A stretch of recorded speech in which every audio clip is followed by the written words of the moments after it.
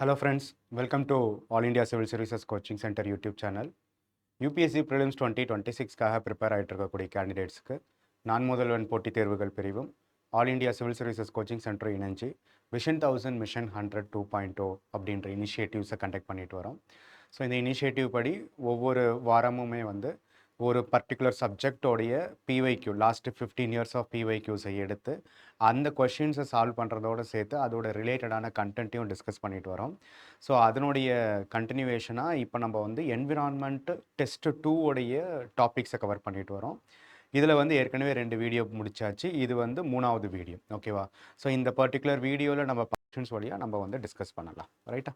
So first பார்த்தோம்னா தி important summits which have been taken place since 1972 இருந்து. ஓகேவா? So அது ரிலேட்டடாக ஒரு ஆர்டரில் என்னென்ன இம்பார்ட்டண்ட்டான சம்மிட்ஸ் எஸ்பெஷலி கிளைமேட் சேஞ்ச் ரிலேட்டடாக என்னென்னலாம் இருந்ததுன்றதை ஒரு கொஷின்ஸை ப்ரீஃபாக பார்த்துடலாம்.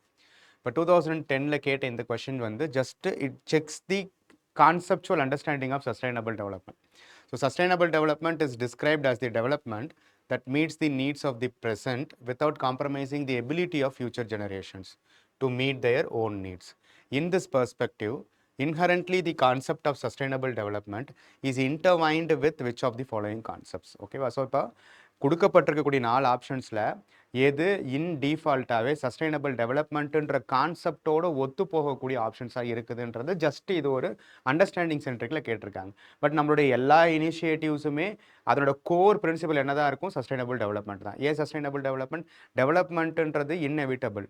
பாப்புலேஷன் க்ரோத் இருக்க ஆட்டோமேட்டிக்காக டெவலப்மெண்ட் தேவை. But development not at the cost of environment and other பீயிங்ஸோடைய லைஃப் அண்ட் லைவ்லிஹுட்ஸை அட்ரஸ் பண்ணக்கூடிய வகையில் இருக்கக்கூடாது. அப்போது என்விரான்மெண்ட்டையும் ப்ரொடெக்ட் பண்ணணும், ஃபியூச்சர் சென்ட்ரிக்காகவும் இருக்கணும். இது ரிலேட்டடாக இருக்கக்கூடிய டெவலப்மெண்ட் தான், இன்க்ளூசிவாக இருக்கக்கூடிய டெவலப்மெண்ட் தான் சஸ்டைனபிள் டெவலப்மெண்ட்ன்ற ஒரு அண்டர்ஸ்டாண்டிங் இருக்குது. அதை இந்த கொஷனில் செக் பண்ணியிருக்காங்க. தென் அது ரிலேட்டடாக டெவலப் பண்ணிட்டு டெவலப் பண்ணப்பட்டு நிறைய ஒரு 30 விதமான ஏரியாஸை ஒரு 17 ஏரியாஸை அட்ரஸ் பண்ணுறதுக்காக கொண்டு வரப்பட்டது தான் சஸ்டைனபிள் டெவலப்மெண்ட் கோல்ஸ். அந்த sustainable development goals first proposed in 1972 by a global think tank called club of ரோமான்றதை கேட்டிருக்காங்க. இப்போ 1972 இஸ் அன் இம்பார்ட்டன்ட் இயர். அது ஏன்றதை நம்ம பார்ப்போம். ஓகேவா? அந்த sustainable development goals have to be achieved by the year of 2030. We have certain targets. அந்த targets achieve பண்ணுறதுக்கான டைம்லைன் இதுவா அப்படின்னு அகெயின் சஸ்டைனபிள் டெவலப்மெண்ட் கோல்ஸை பற்றி கேள்வி வந்திருக்கு. தென் அந்த 1972 ஸ்பெசிஃபிக்காக என்ன விதமான சம்மிட்ஸ் நடந்தது அப்படின்றதையும் அது ரிலேட்டடாக அதனுடைய கண்டினியூவேஷனாக வேறு எந்தெந்த வருஷங்களில் என்னென்ன இம்பார்ட்டண்ட்டான சம்மிட்ஸ் நடந்ததுன்றதை தான் இந்த கொஷின் கேட்டிருக்கு. United Nations framework convention on climate change is an international treaty drawn at. ஓகேவா? ஸோ கன்வென்ஷன் ஆன் கிளைமேட் சேஞ்சுன்ற இந்த யுனைடெட் நேஷன்ஸோடைய ஃப்ரேம் ஒர்க்கு எந்த பர்டிகுலர் சம்மிட்டுக்கு கீழே இனிஷியேட் பண்ணப்பட்டது? அது United Nations conference on human development 1972 அதை தானே 1971 போன கொஸ்டின் கேட்டிருந்தாங்க. 1992 நடந்த United Nations conference on environment and development, Rio Earth சம்மிட்னு சொல்லுவாங்க. அதில் இருந்து 10 வருஷம் கழித்து நடந்திருக்கக்கூடிய வேர்ல்டு சம்மிட் ஆன் சஸ்டைனபிள் டெவலப்மெண்ட்டா அல்லது UN climate change conference Copenhagen 2009 இந்த மாதிரி 4 டிஃப்ரெண்ட்டான சம்மிட்ஸை கொடுத்துட்டு அதில் இந்த யுஎன்எஃப்சிசியோடைய ட்ரீட்டியை எங்கேருந்து ட்ரைவ் பண்ண எந்த பர்டிகுலர் சம்மிட்லேருந்து இது இனிஷியேட் ஆனிச்சுன்றதை கேட்டிருக்காங்க. தென் அதே மாதிரி with reference to agenda 21 sometimes seen in the news consider the following statements. Agenda 21ன்றது எது சென்ட்ரிக்கானது? It is a global action plan for sustainable டெவலப்மெண்ட்டா? அதே மாதிரி எப்படி யுஎன்எஃப்சிசி ஆரிஜினேட்டை பற்றி கேட்டிருக்காங்களா, அதே மாதிரி அஜெண்டா 21ன்றது என்னது? It is originated in the world summit on sustainable development in the year of 2002 held at ஜோஹானஸ்பர்கா. அகெயின் 72 சம்மிட்டு, 92 சம்மிட்டு, 92லேருந்து +10 இருக்கக்கூடிய ஜோஹானஸ்பர்க் சம்மிட், இதை பற்றியும் கேள்விகள் வந்திருக்கு. அதோட கண்டினியூஷனாக பாருங்கள். 2002 இந்த கேள்வி கேட்டிருக்காங்க. A world summit with representation from all the countries will be held in Johannesburg in 2002 is a subject of what which among the following? Obviously என்னது? சஸ்டைனபிள் டெவலப்மெண்ட் தான். தென் அதை தான் நம்ம என்ன சொல்கிறோம், ரியோ 1992 நடந்த அந்த ரியோ சம்மிட்டோடைய 10 வருஷம் கழித்து நடந்திருக்கக்கூடிய இந்த ஜோஹானஸ்பர்க் சம்மிட்டை தான் ரியோ +10 சொல்கிறாங்க. Where was the world summit on sustainable development Rio +10 held? Again space வெறும் பிளேசஸை மட்டும் கொடுத்து இதில் எங்கே நடந்திருக்குன்னு கேட்டிருக்காங்க. Then what is Rio +20 conference? அது ரியோ +20னா இது Rio +20 conference often mention in the goal. It is an United Nations Conference on Sustainable Development. It is a ministerial meeting of the World Trade Organization. Conference of the IPCC, Intergovernmental Panel on Climate Change. It is a conference of the members of countries of CBD, Convention on Biological Diversity.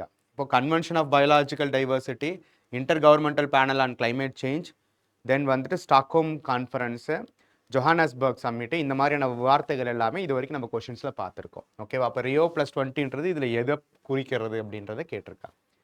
தென் இந்த question பாருங்கள், 2018 கேட்டது. The partnership for action green economy, UN mechanism to assess country transition towards greener and more inclusive economies emerged at. Again ஒவ்வொரு சம்மிட்லேருந்து emerge ஆகக்கூடிய அல்லது initiate ஆகக்கூடிய முக்கியமான organisations அல்லது ஏதாவது ஒரு ஸ்கீம்ஸு அல்லது ஏதாவது ஒரு ப்ரோட்டோகால்ஸ் இருந்துச்சுன்னா அதை தான் ஃபோக்கஸ் பண்ணுறாங்க. ஆப்ஷன்ஸில் பாருங்கள், அகெயின் எத்து சமிட் ஆன் சஸ்டைனபிள் டெவலப்மெண்ட் 2002 ஜொஹானஸ்பர்கா, அல்லது 2012 அதுலேருந்து 10 வருஷம் கழித்து நடந்திருக்கக்கூடிய அகெயின் ரியோ +20 சமிட் இல்லையா, அல்லது United Nations framework convention on climate change in 2015 Paris சம்மிட்டில் நடந்ததா, இல்லை டெல்லியில் நடந்திருக்கக்கூடிய 2016 சம்மிட்டா இப்படின்றத கேட்டிருக்காங்க. இனிஷியேட்டிவும் அந்த இனிஷியேட்டிவ் எந்த பர்டிகுலர் சம்மிட்டில் நடந்தது. அப்போ ஒவ்வொரு சம்மிட்லேருந்து என்னென்ன இனிஷியேட்டிவ்ஸ் வந்ததுன்றதை நம்ம தெளிவாக தெரிஞ்சு வச்சுக்கணும். அதுதான் கொஷின்ஸாக வருது. இந்த கொஷின் பாருங்கள், with reference to the agreement at the UNFCCC meeting in Paris 2015 நடந்திருக்கக்கூடிய ரொம்ப ரொம்ப முக்கியமான summit Paris summit. Which of the following statements is are true?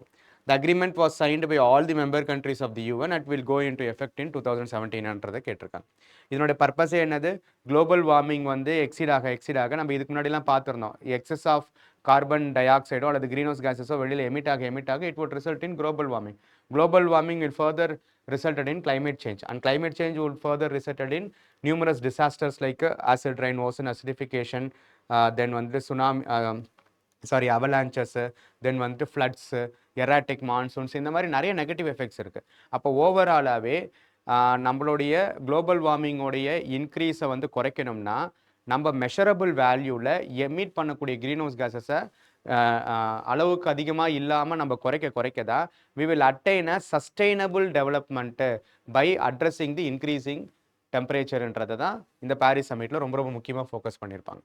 The agreement aims to limit the greenhouse gas emissions so that the rise in global average temperature by the end of this century does not exceed 2 degrees Celsius or even 1.5 degrees Celsius pre-industrial levels முன்னாடி இருக்கிறத விட.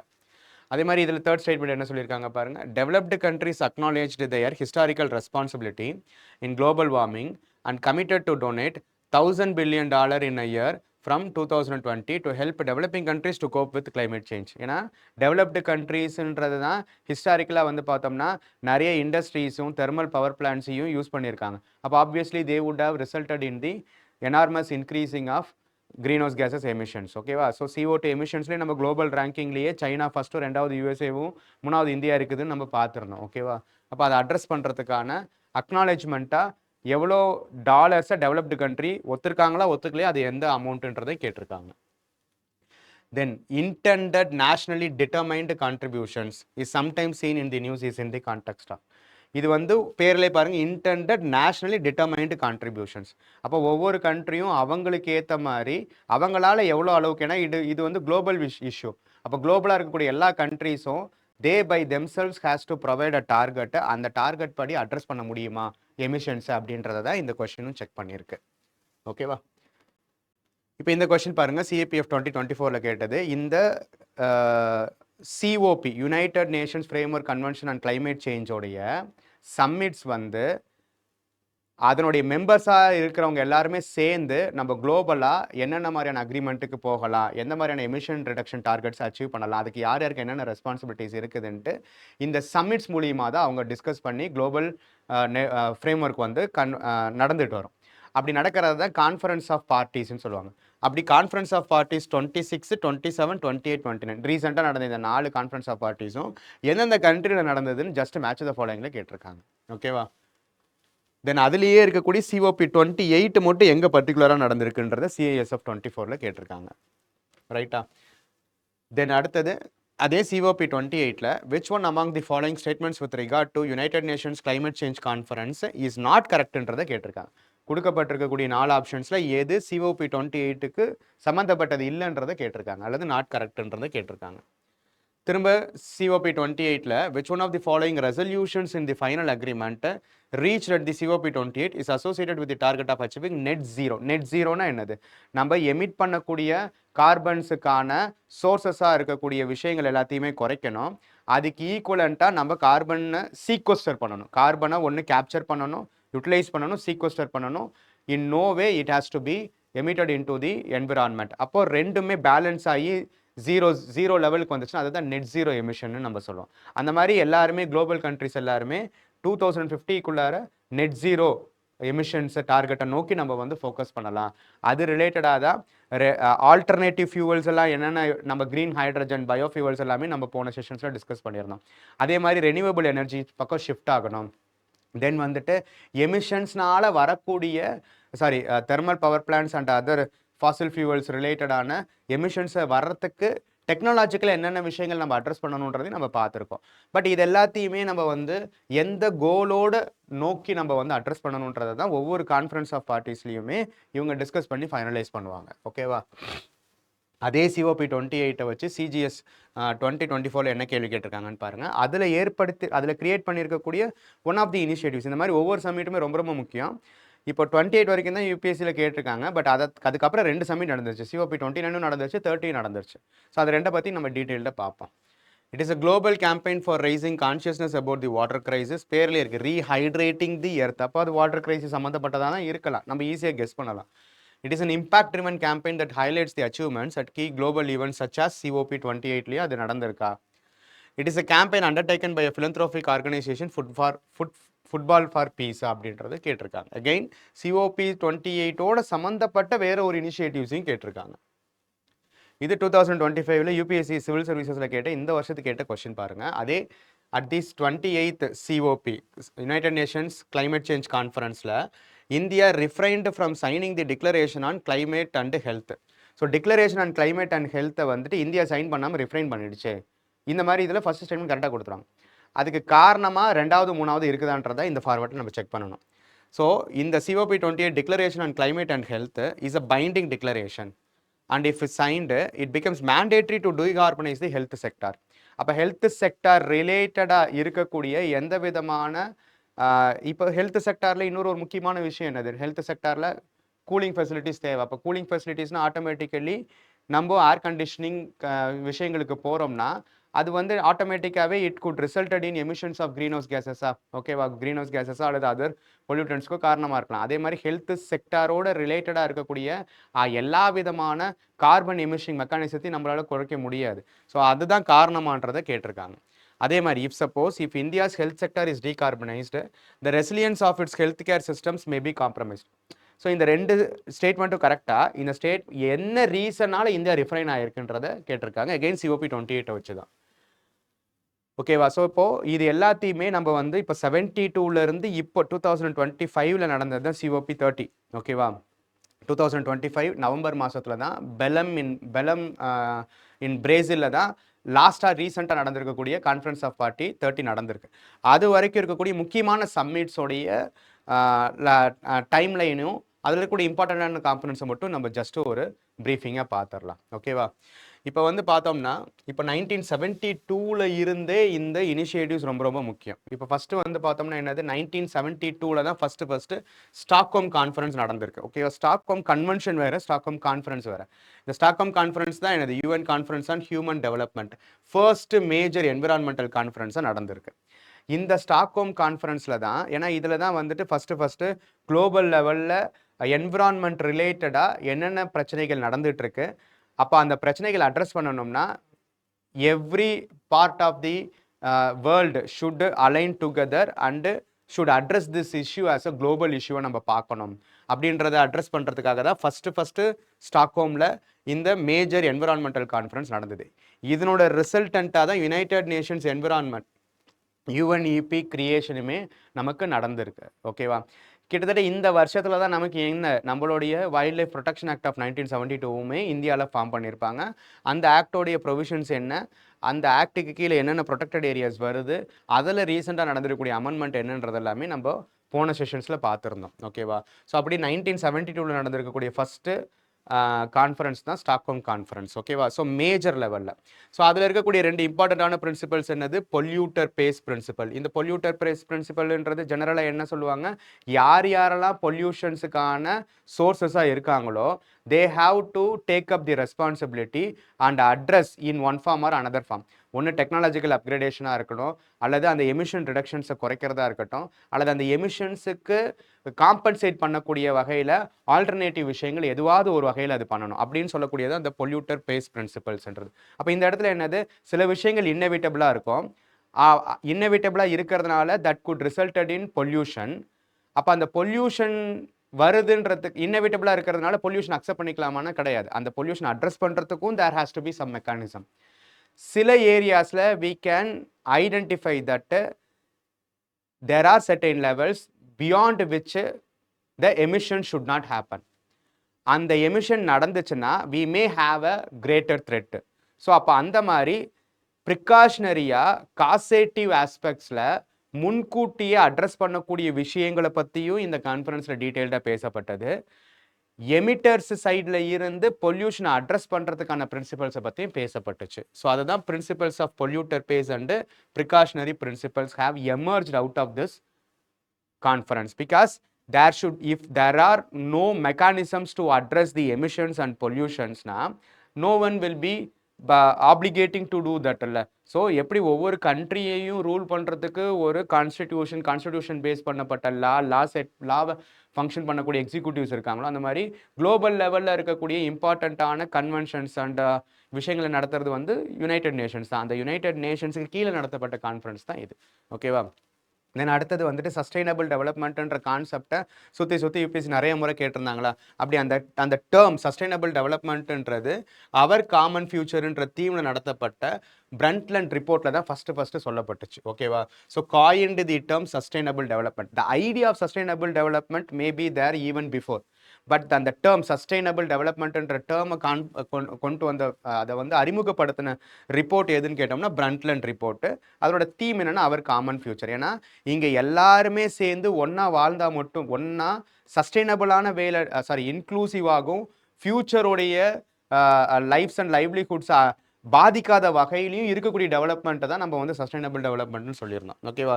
So it highlighted the interlinkages between environment and development. ஓகேவா? Development is innovative, அது நமக்கு நல்லாவே தெரியும். ஆனால் development not at the cost of என்விரான்மெண்ட்ன்ற அந்த கான்செப்டை தான் இங்கேருந்து டெவலப் ஆனிச்சு. ஓகேவா? ஸோ அதுக்கப்புறம் ரொம்ப முக்கியமானது 1992 நடந்திருக்கக்கூடிய United Nations conference on environment and development. ஓகேவா? ஸோ என்விரான்மெண்ட் அண்ட் டெவலப்மெண்ட் இந்த நடந்திருக்கக்கூடிய ஃபஸ்ட்டு நடந்த இம்பார்ட்டண்ட்டான சம்மிட் தான் ரியோ எர்த் சம்மிட் 1992. எங்கே? ரியோ டி ஜெனீரோ இன்னும் பிரேசிலில் தான் நடந்தது. கிட்டத்தட்ட 27 பிரின்சிபல்ஸ் வந்து அங்கே சைன் பண்ணப்பட்டுச்சு. அதில் இம்பார்ட்டண்ட்டான ஒரு விஷயம் என்னது? இந்த agenda 21. What does this agenda 21? Yes, every one of this entire globe has to have a particular action பிளான்ஸை, அந்த ஆக்ஷன் பிளான்ஸை டார்கெட் ஓரியன்டாக அச்சீவ் பண்ணுறதுக்காக there are certain norms and பிரின்சிபல்ஸை அதை எல்லாருமே சேர்ந்து கலெக்டிவாக we have to ensure that it is properly implemented அப்படின்ற ஒரு அப்ஜெக்டிவோடு கொண்டு வரப்பட்டது அஜெண்டா 21. அந்த 21ன்றது என்ன மீன் பண்ணுது? 21 இண்டிகேட்ஸ் 21st century. ஓகேவா? ஸோ இந்த 21st centuryயில், அந்த 21st centuryயோட எண்டில் 2100ல் அந்த டைம் லைனுக்கு நம்ம போகும்போது at least we should reduce the global rise of temperature to below 1.5 degree Celsius-ஆக இருக்கணும். அது ஓரியன்டாக தான் we have to plan each and every திங்ஸ்ன்றதை தான் நம்ம வந்து பாரிஸ் சம்மிட்லையும் சொல்லியிருப்பாங்க. ஸோ அப்படியே அஜெண்டா 21ன்றது என்னது? அஜெண்டா ஃபார் 21st century அப்படின்ற ஒரு குளோபல் ஆக்ஷன் பிளான் தான். அதில் வந்து நிறைய விஷயங்கள் இருக்கும். அந்த விஷயத்தோடைய சப்காம்பனன்ஸாவோ அல்லது அதனுடைய ஹோல் இம்ப்ளிமெண்டேஷன் விஷயங்களையுமே ஃபர்தராக வரக்கூடிய சம்மிட்ஸில் கண்டினியூஸாக பேசிகிட்டே இருப்பாங்க. ஓகேவா? தென் அடுத்தது that it is the conference through which two important conventions came into place. One என்னது United Nations Framework Convention on Climate Change first sign பண்ணப்பட்டுச்சு. அதே மாதிரி Convention on Biological Diversity. Convention on Biodiversity. ஓகேவா, Biodiversity and Convention on Climate Change. இது ரெண்டுமே first sign பண்ணப்பட்டது எந்த சம்மிட்லனா 1992ல நடந்த Rio Earth submit. ஓகேவா, ஸோ அதுலேயே தான் ஃபாரஸ்ட் எப்படின்னா இந்த இடத்துல என்விரான்மெண்ட்டை ப்ரொடெக்ட் பண்ணணும்னா குளோபல் லெவலில் டீகார்பனைசிங் பண்ணக்கூடிய நேச்சுரல் டீகார்பனைசிங் பண்ணக்கூடிய ஆஸ்பெக்ட்ஸாக வெஜிடேஷன் தான் இருக்குது. அப்போ forest are need to be protected in both the ways. என்னது அஃபாரஸ்டேஷன் ஆக்டிவிட்டீஸும் நடக்கணும், அதே சமயத்தில் டீஃபாரஸ்டேஷன்ஸையும் குறைக்கணும். So forest should be taken into account for the overall development, sustainable development and environmental preservation சொல்லக்கூடிய ஒரு ஜெனரலான ஃபாரஸ்ட் சென்ட்ரிக்கான பிரின்சிபல்ஸும் இங்கே தான் ஃபர்ஸ்ட் இனிஷியேட் பண்ணப்பட்டுச்சு. அப்புறம் என்னது இந்த சம்மிட்டில் தான் concept of common but differentiated responsibilities were introduced. இந்த இடத்துல காமன் பட் டிஃபரன்ஷியேட்டட். அப்போ காமன்ன்றது என்னது? எஸ், குளோபல் வார்மிங் அப்படின்றது common issue for every nations. அது டெவலப்டாக இருக்கலாம், டெவலப்பிங்காக இருக்கலாம், அண்டர் டெவலப்டாக இருக்கலாம், எதுவாக வேணாலும் இருக்கலாம். அப்போது எல்லாருமே சேர்ந்து தான் we need to address the issue of greenhouse gases and carbon emissions. அப்போ எல்லாத்துக்குமே அதனுடைய காமனான அப்ஜெக்டிவ் இருக்குது. ஆனால் responsibility is not common because developed Nations were known for historical larger emissions in the form of industrial revolutions and other related activities. So அப்போது அவங்க they were the major contributors for this emissions இருக்கிறதுனால அவங்களோட responsibility has to be higher. Developing நேஷன்ஸுக்கு அதை விட கம்மியாகவும், under developed நேஷன்ஸ்க்கு இன்னும் கம்மியாகவும் அந்த ரெஸ்பான்சிபிலிட்டிஸ் டிஃப்ரெண்ட்டாக இருக்கணும்.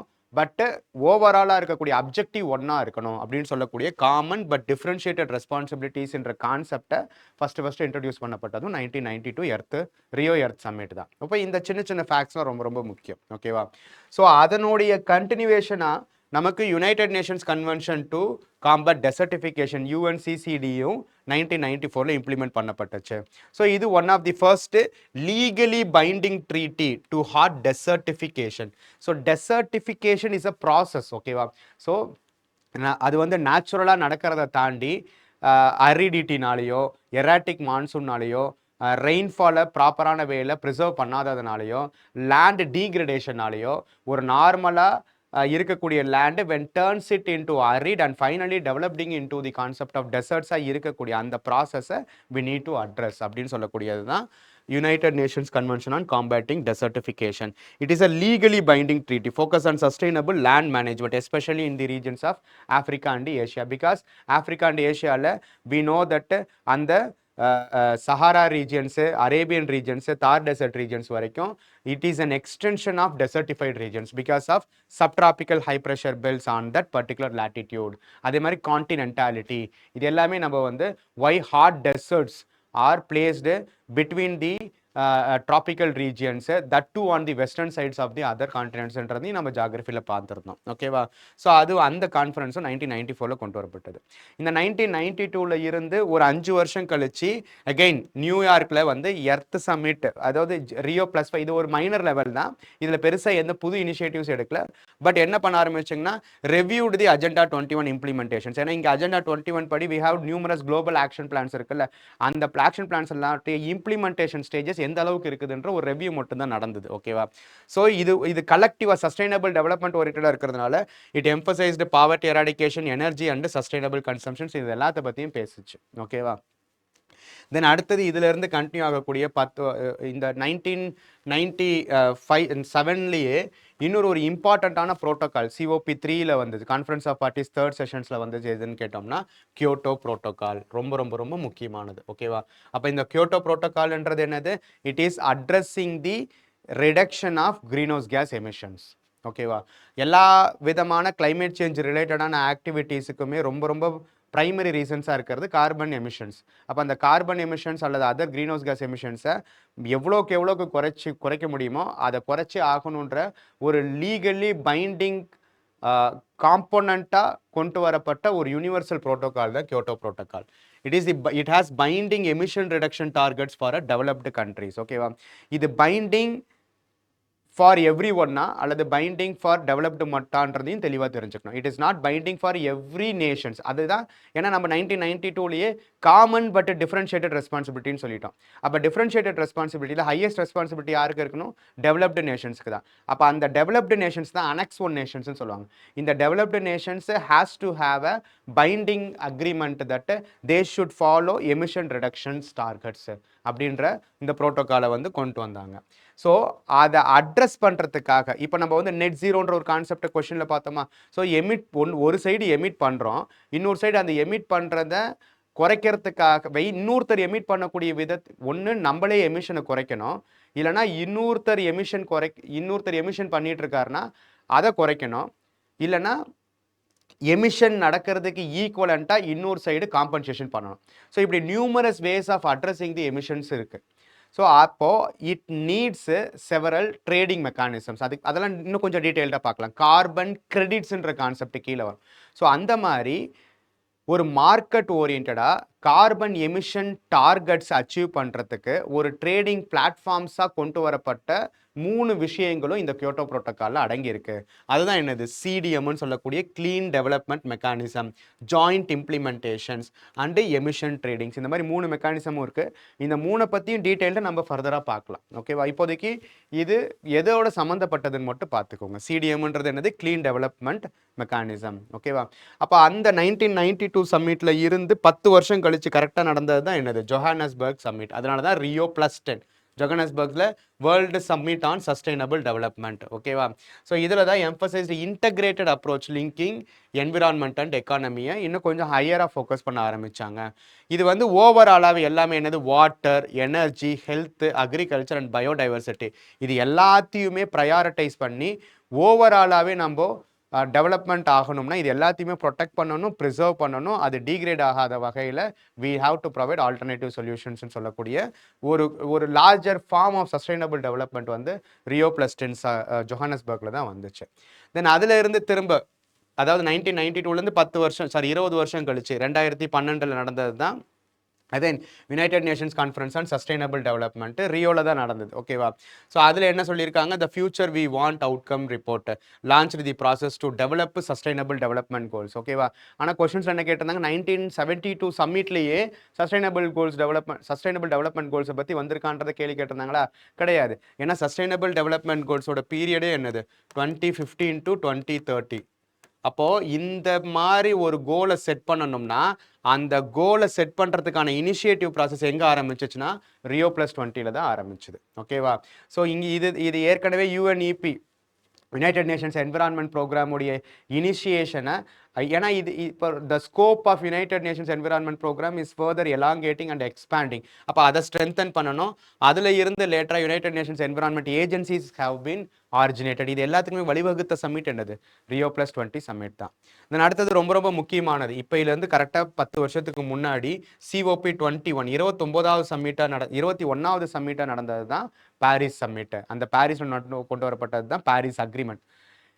இந்த பாரிஸ் அக்ரிமெண்ட்டில் பேசிக்கிட்டே இருக்கோம், அஜெண்டா 21ன்னு சொல்லியிருக்கோம், மற்ற விஷயங்கள்லாம் சொல்லியிருக்கோம். பட் எதுவுமே வந்து நம்ம எதிர்பார்க்குற வகையில் ஃப்ரூட்டிஃபை ஆகலை. பிகாஸ் டெவலப்டு கண்ட்ரீஸ் அல்லது annex 1 countries are not taking that responsibility. In every cases அது எமிஷன் ரிடக்ஷன்ஸ்லையும் ஃபோக்கஸ் பண்ண மாட்டேங்கிறாங்க, டெக்னாலஜி அண்ட் ஃபண்டு ட்ரான்ஸ்ஃபர்ஸ்லையும் அட்ரஸ் பண்ண மாட்டேங்கிறாங்க. அப்போ இது எல்லாத்தையுமே ஒரு பைண்டிங் காம்போனண்ட்டாக வச்சு டார்கெட்டட் அப்ரோச்சில் we have to have a time line. அந்த டைம் லைனுக்குள்ளார இவங்க இவ்வளோ அளவுக்கு ரெடியூஸ் பண்ணியிருக்கணுன்ற ஒரு பைண்டிங் அக்ரிமெண்ட்டை கொண்டு வரப்பட்டது தான் பாரிஸ் அக்ரிமெண்ட். ஓகேவா? ஸோ அப்போ அது என்னது? Global warming limited to below 2 degree Celsius, at least 2 degree செல்சியஸுக்கு குறைவாக வச்சு அட் தி எண்ட் ஆஃப் 2100க்குள்ளார கொண்டு வரணும்னா we need to focus. But ரொம்ப ப்ரிஃபரபிள் லெவல் என்னது? 1.5 தான். பட் இதெல்லாம் அச்சீவ் பண்ண முடியுமான்னு தெரியல. இதுதான் வந்து என்டிசின்றது என்னது? நேஷ்னலி determined ஓகேவா? Nationally determined emission reduction targets. ஓகேவா? காமன் பட் டிஃபரன்ஷியேட்டட் ரெஸ்பான்சிபிலிட்டிஸ் பார்த்தோமா? இதுதான் வந்து மேண்டேட்ரி ரிப்போர்ட்டிங் பட் வாலண்டரி டார்கெட்ஸை கொண்டு வந்தது. ஓகேவா? ஸோ ரிப்போர்ட்டிங் அட்லீஸ்ட்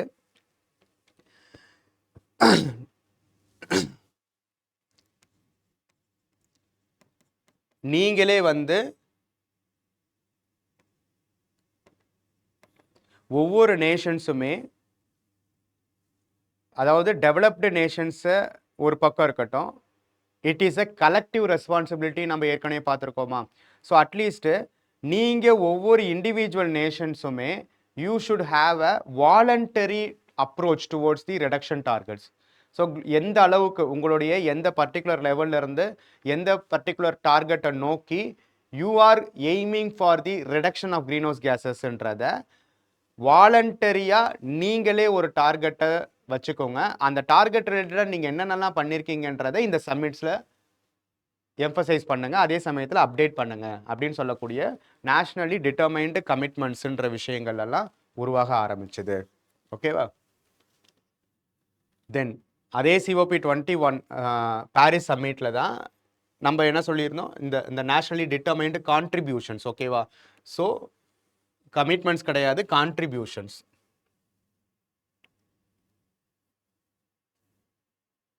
ஸோ ஒவ்வொருத்தரும் நீங்கள் எவ்வளோ அளவுக்கு கான்ட்ரிபியூட் பண்ணுறீங்க அப்படின்றத நீங்களே சொல்லுங்கன்ற விஷயங்கள் எல்லாமே இங்கே தான் இனிஷியேட் ஆச்சு. இதில் ரொம்ப ரொம்ப கவனிக்க வேண்டிய இன்னொரு விஷயம் என்னென்னா, இந்த இடத்துல தான் first pledge to mobilize $100 million per year for developing countries by 2020.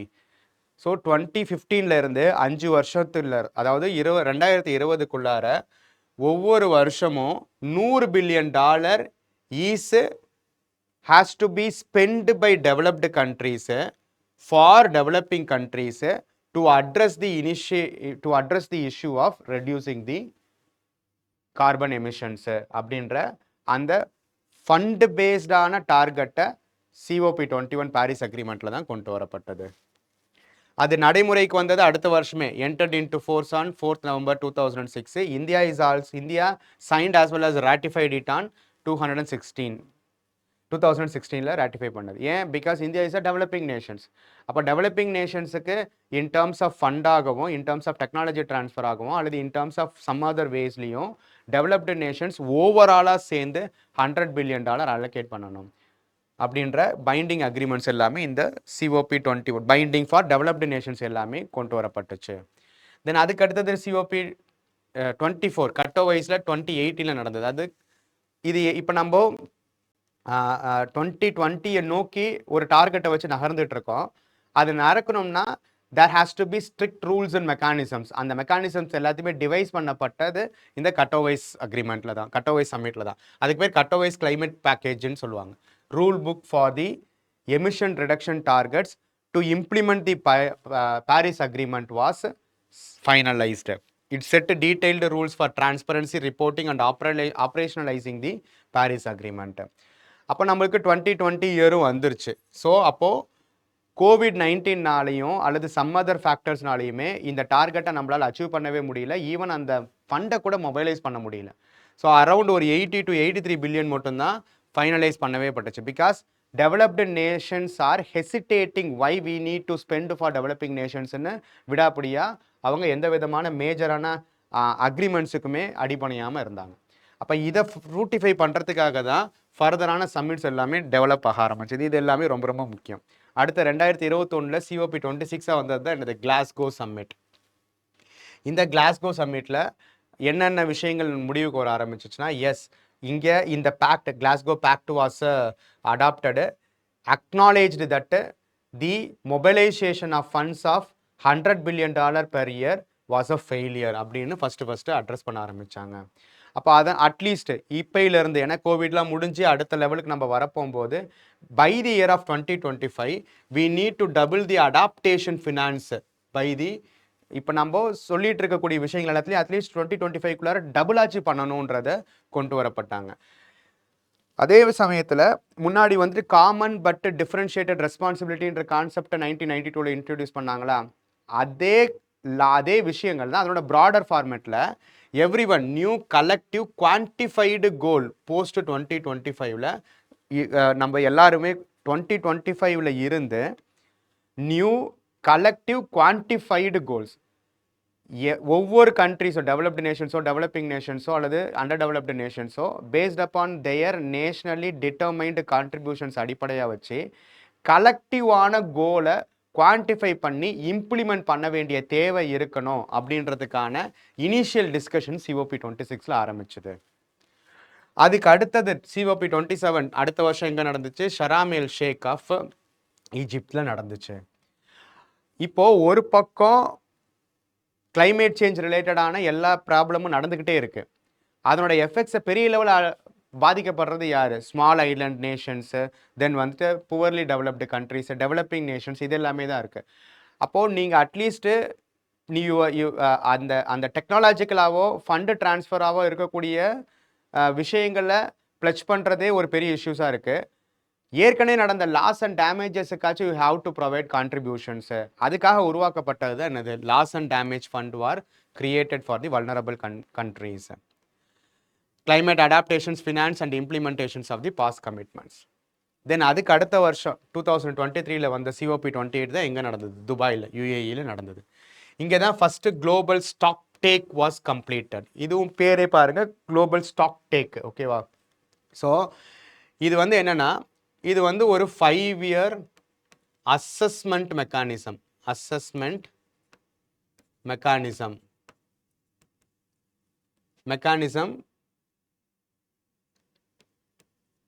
For NDC. எல்லாருமே ஒவ்வொருத்தரும் டெவலப்பிங்கு, அதர் நேஷன்ஸ், இந்த மாதிரி கலெக்டிவாக இருக்கக்கூடிய எல்லாருமே how far we have, what are all the targets we have set, and how far we are addressing the targets through the implementation of those issues என்ற குளோபலாக assessment பண்ணக்கூடிய ஒரு விஷயம் இருக்கணுன்றத இந்த COP 28ல தான் கொண்டு வரப்பட்டாங்க. அதில் ஃபஸ்ட்டு அசஸ்மெண்ட்டு கம்ப்ளீட் ஆகப்பட்டுச்சு. இப்போ அதில் இருந்து 2023லேருந்து அடுத்த அசஸ்மெண்ட் எப்போ நடக்கும்? 2028ல நடக்கும். அங்கே தான் அந்த அசஸ்மெண்ட்டோட முடிவுகளில் என்னென்ன விஷயங்கள் தெரிய வந்துச்சுன்னா, it recognised the need to transition away from the Fazil fuels. we definitely know that fossil fuels are the major sources of greenhouse gases emissions. அப்போ we need to shift away from those sources. அதுக்காக சில பிளட்ஜஸை கொண்டு வந்தாங்க. என்னது? Triple the renewable energy capacity and double the energy efficiency by the year of 2030. இந்த டார்கெட்ஸை கொண்டு வந்தாங்க. அதே மாதிரி நம்ம போன சம்மிட்லேயே COP 27லேயே பேசின loss and damage fund should be operationalised with the first pledges made. Push for new climate finance architecture began. ஏன்னா ஏற்கனவே கொடுத்துருக்கக்கூடிய ஆப்ளிகேஷன்ஸ் படி டெவலப்ட் நேஷன்ஸும் பணத்தை வந்து ஃபைனலைஸ் பண்ண மாட்டேங்கிறாங்க. அப்போ புதுசான இன்னைக்கு தேவைப்படக்கூடிய அளவுக்கு நியூ ஃபார்ம் ஆஃப் கிளைமேட் ஃபினான்ஸை கம்பல்சரி பைண்டிங்காக இருக்கக்கூடிய ஒரு இனிஷியேட்டிவ்ஸ் தேவைன்றது COP 28ல ஆரம்பிச்சுது. இந்த COP 28ஓடைய கண்டினியூவேஷனாக லாஸ்ட் 2 இயர்ஸில் நடந்தது தான் என்னது? COP 29 2024லேயும் அசர்பைஜான் பாக்கு, ஓகேவா, அங்கே நடந்தது. அதுக்கப்புறம் COP 30 பெலன்னு பிரேசிலில் நடந்தது. ஓகேவா? இங்கே தான் first new collective quantified goal for the climate finance were finalised. ஓகேவா? ஸோ கியோட்டோ ப்ரோட்டோக்காலில் இருக்கக்கூடிய அப்ஜெக்டிவ்ஸை இம்ப்ளிமெண்ட் பண்ணியே ஆகணும்னு பாரிஸ் அக்ரிமெண்ட்டில் சொன்ன வந்தது. பாரிஸ் அக்ரிமெண்ட்டோடைய கண்டினியூவேஷனாக, அந்த அக்ரிமெண்ட்டோடைய பிரின்சிபல்ஸை எல்லாருமே பண்ணணுன்றதோடைய கண்டினியூவேஷனாக தான் COP 30 வரைக்கும் இன்னும் நடந்துக்கிட்டே இருக்குது. ஓகேவா? ஸோ அப்போ என்ன பண்ணியிருக்காங்க? அங்கே டபுளிங்கை பற்றி பேசினாங்க. இப்போ triple the finance to $300 billion per year by the year of 2035. 2035 $300 billion per year definitely developed nations. It is the obligation of the developed nations to spend. அதே சமயத்தில் $1.3 trillion per year from the public and private sources. From every other sources has to be scaled up for addressing all the adaptation related, loss and damage related activities of the environment. அது இருக்கணும்ட்டு. Then அடுத்தது ரொம்ப ரொம்ப முக்கியம், இந்த article 6 of the Paris agreement. இப்போ இது எல்லாமே குளோபல் பட் டிஃப்ரென்ஷியேட்டட் ரெஸ்பான்சிபிலிட்டிஸாக இருக்கா? அப்போ அதிகமான ரெஸ்பான்சிபிலிட்டிஸ் யாருக்கு? டெவலப்டு நேஷன்ஸ்க்கு தான் இருக்கு. அப்போ டெவலப்டு நேஷன்ஸ் அந்த ரெஸ்பான்சிபிலிட்டி எந்தெந்த விதத்தில் எல்லாத்துலேயும் செயல்படுத்தலாம்? By investing on emission reduction technologies in developing nations, அல்லது இன்னொரு டெவலப்டு நேஷன்ஸுக்கு, அல்லது நம்ம எப்படி அந்த climate emission reduction targets achieve பண்ணலான்ட்டு அப்படி இந்த கார்பன் எமிஷன்ஸையே கார்பன் கிரெடிட்ஸாக மார்க்கெட்ஸில் சேலபிள் குவான்டிட்டிஸாக இருக்கிறதுக்கான ப்ரொவிஷன்ஸை கொண்டு வந்தாங்க. அது எல்லாமே நம்ம கியோட்டோ ப்ரோட்டோக்காலோட ஒரு அம்சம்னு பார்த்துருந்தோம். அதை பற்றின டீட்டெயில்டு மெக்கானிசத்தை பேசுறது ஆர்டிகல் 6. அப்போ article 6 is dealing with the carbon markets mechanisms within the implementation plan of Paris agreement. அதில் ஸ்பெசிஃபிக்காக இந்த 6.2ன்றது bilateral trading between any two nations. அது டெவலப்டாகவும் இருக்கலாம், டெவலப்பிங்காகவும் இருக்கலாம். அதுக்கு கீழே வரது தான் clean development mechanism, joint implementations and emission ரிடக்ஷன்ஸை நம்ம பார்ப்போம். அதில் ஸ்பெசிஃபிக்காக ஆர்டிகல் 6.4ன்றது எதை மீன் பண்ணுதுன்னா, there has to be a common UN central crediting mechanisms. இது வந்து ஒரு காமன் மெக்கானிசமாக இந்த குளோபலாக நடக்கக்கூடிய கார்பன் மார்க்கெட்ஸ் அண்ட் ட்ரேடிங்கை மானிட்டர் பண்ணக்கூடிய ஒரு ஏஜென்சிஸாக இருக்கணும். அப்போ அதன் மூலியமாக தான் transparency, integrity and capacity building for least developed countries, ஓகேவா, எல்டிசின்னு சொல்லக்கூடிய லீஸ்ட் டெவலப்டு கண்ட்ரீஸுக்கான விஷயங்களை நம்ம அட்ரஸ் பண்ண முடியும். ஓகேவா. ஸோ அதை அடாப்ட் பண்ணுறதுக்கு progress and adaptation communication guidelines, strengthen the adaptation tracking and reporting under the Paris agreement நடந்தது. Transparency, enhanced climate data reporting, இது எல்லாமே நடந்தது. ஃபியூச்சர் நேஷனலி டிட்டர்மைன்டு கான்ட்ரிபியூஷன் சொல்லியிருந்தோமா, அது at least countries must submit NDCs 3.3rd version of NDCs by the year of 2025ல submit பண்ணணும் அப்படின்ற அந்த இனிஷியேட்டிவ்ஸும் ஒரு வருஷத்துக்குள்ளாரி நடக்கணுன்றது நடந்தது. இது எல்லா sectors covers all the sectors and green house gases align with this 1.5 degree Celsius பாத்வேவை அலைன் பண்ணக்கூடிய வகையில் இருக்கணுன்றது பார்த்துருக்கோம். இப்போ இதுக்கு அடுத்தது ரொம்ப ரொம்ப முக்கியமானது என்னது, இப்போ ரீசெண்டாக நடந்த COP30 பெலம் பிரேசிலில் நடந்தது, நவம்பர் மாதத்தில் நடந்தது. இதனோட அச்சீவ்மெண்ட் என்னது, இட் இஸ் தி ஃபர்ஸ்ட், இது வந்து இங்கே தான் பெலம் பேக்கேஜ்ன்றதை கொண்டு வரப்பட்டோம். ஸோ ஃபஸ்ட் இது வரைக்கும் பேசிக்கிட்டே இருந்ததை தாண்டி ஃபஸ்ட்டு லெவலில் implementation of the Paris agreement கமிட்மெண்ட்ஸை ஓரளவுக்கு ஃபைனலைஸ் பண்ண ஒரு சம்மிட்டாக தான் இதை பார்க்குறோம். ஓகேவா. ஸோ அதனால தான் it will be called as COP of implementations or forest COP. So ஏன்னா it has a scope for addressing each and every component of the environment. ஓகேவா. ஸோ அது எஸ்பெஷலி பிரேசிலில் அமேசான் ஃபாரஸ்ட் ரீஜன்ஸில் இந்த சம்மிட் நடந்தது. So அதனால தான் it has a special focus on forest preservations, especially rain forest and tropical forest. So அது ரிலேட்டடாக இருக்கக்கூடிய கிளைமேட் ஃபினான்ஸ் கமிட்மெண்ட்ஸை என்னென்ன ஏற்கனவே நியூ கலெக்டிவ் குவான்டிஃபைடு கோல் இன் COP29 பாக்குள்ள சொல்லியிருந்தாங்களா, அதை ஃபைனலைஸ் பண்ணாங்க. முன்னாடியே சொல்லியிருக்க மாதிரி triple the adaptation finance by 2035. அதே மாதிரி endorsement of the Baku Belem road map to mobilise $1.3 trillion per year for developing countries by the year of 2035. இன்னொன்று அதுலேயே பாரிஸ் அக்ரிமெண்ட்லேயே ஆப்ரேஷனலைசேஷன் ஆஃப் ஆர்டிகல் 9.1 என்னது, mandatory finance obligations of the developed countries. இதுதான் என்னது, triple the adaptation of 2035. So, Article 9.1 is talking about the mandatory provisions of the developed nations to address the climate change அல்லது emissions. So இதனோட இன்னொரு name என்ன சொல்கிறாங்கன்னா மியூத்திரோ decision சொல்கிறாங்க. மியூத்திரோன்றது collective effort, establishment of the implementation work programmes to support the execution of nationally determined contributions, national adaptation plans and long term strategies. இது எல்லாத்தையுமே இம்ப்ளிமெண்டேஷன் சைடு ஃபோக்கஸ் பண்ண வேண்டிய முக்கியமான சம்மிட்டாக இதை நம்ம பார்க்குறாங்க. அப்போ இதில் எல்லாமே finally where we have to move towards reduction of the temperature by at least below the rise of 1.5 degree செல்சியஸுக்கு மேலே போகாத அளவுக்கு நம்ம பார்த்துக்கணும். அப்போ அது பண்ணணும்னா என்னது, accelerate the mitigation ambition adaptation actions and climate finance cooperations to keep the 1.5 degree goal within the reach. But இதில் இருக்கக்கூடிய ஒரு முக்கியமான ட்ராபேக் என்னது, இது எல்லாத்துக்குமே காரணமாக இருக்கிறது ஃபாசில் ஃபியூவல் எமிஷன்ஸ் தான். அந்த ஃபாசில் ஃபியூவல்ஸை ஃபேஸ் அவுட் பண்ணணும் அப்படின்ற ஒரு பைண்டிங் அக்ரிமெண்ட் இதில் முடிவாகலை. Because it is very very highly difficult. ஓகேவா. ஸோ இது ரொம்ப முக்கியம். No binding global fossil fuel phase out decisions were adopted. இதுலேயே என்னது, ஆக்ஷன் அஜெண்டா 21 மாதிரி ஆக்ஷன் அஜெண்டா இருக்குது. It incorporates. இப்போ முன்னாடி இது வரைக்கும் எல்லாமே நம்ம வந்து தனித்தனியாக இருந்தது, டெவலப்டு கண்ட்ரிஸ், டெவலப்பிங் கண்ட்ரிஸ், இங்கே every one is part of the குளோபாக இருக்கிறதுனால central corporations, private sectors, then வந்துட்டு எல்லா விதமான என்ஜிஓஸ், சிவில் சொசைட்டி ஆர்கனைசேஷன்ஸ், இந்த மாதிரி எல்லாருமே சேர்ந்து we need to have a collective agenda towards addressing the issues of climate சேஞ்சுன்றதை கொண்டு வந்திருந்தாங்க. அப்புறம் இந்த இடத்துல வந்துட்டு one side we have to reduce the fossil fuel emissions, and on the other side we need to shift towards the alternative fuels and alternative technologies.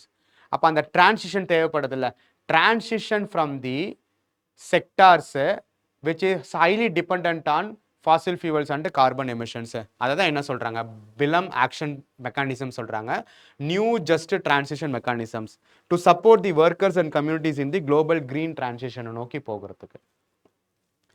அதே மாதிரி அந்த இனிஷியேட்டிவ்ஸ் இப்போ இது எல்லாமே கலெக்டிவ் ரெஸ்பான்சிபிலிட்டி எல்லாத்துக்குமே வந்துருச்சு இல்லை, அந்த இன்வெஸ்ட்மெண்ட் அதை இன் டேர்ம்ஸ் ஆஃப் டெக்னாலஜியா, இன் டேர்ம்ஸ் ஆஃப் பார்க்ஸா, in terms of any other விஷயமா இருக்கட்டும், அதில் இன்வெஸ்ட் பண்ணக்கூடிய காம்போனண்ட்டில் இம்ப்ளிமெண்டேஷன் சைஸில் ஃபாஸ்ட் ட்ராக்காக நடக்கணுன்றதுக்காக தான் ஃபினி இனிஷியேட்டிவ்ஸ் இதுலேருந்து கொண்டு வந்திருக்காங்க. என்னது, fostering investable national implementations for adaptation as well as resilience, brings together everyone, governments, financial institutions, civil society and international mechanisms to unlock.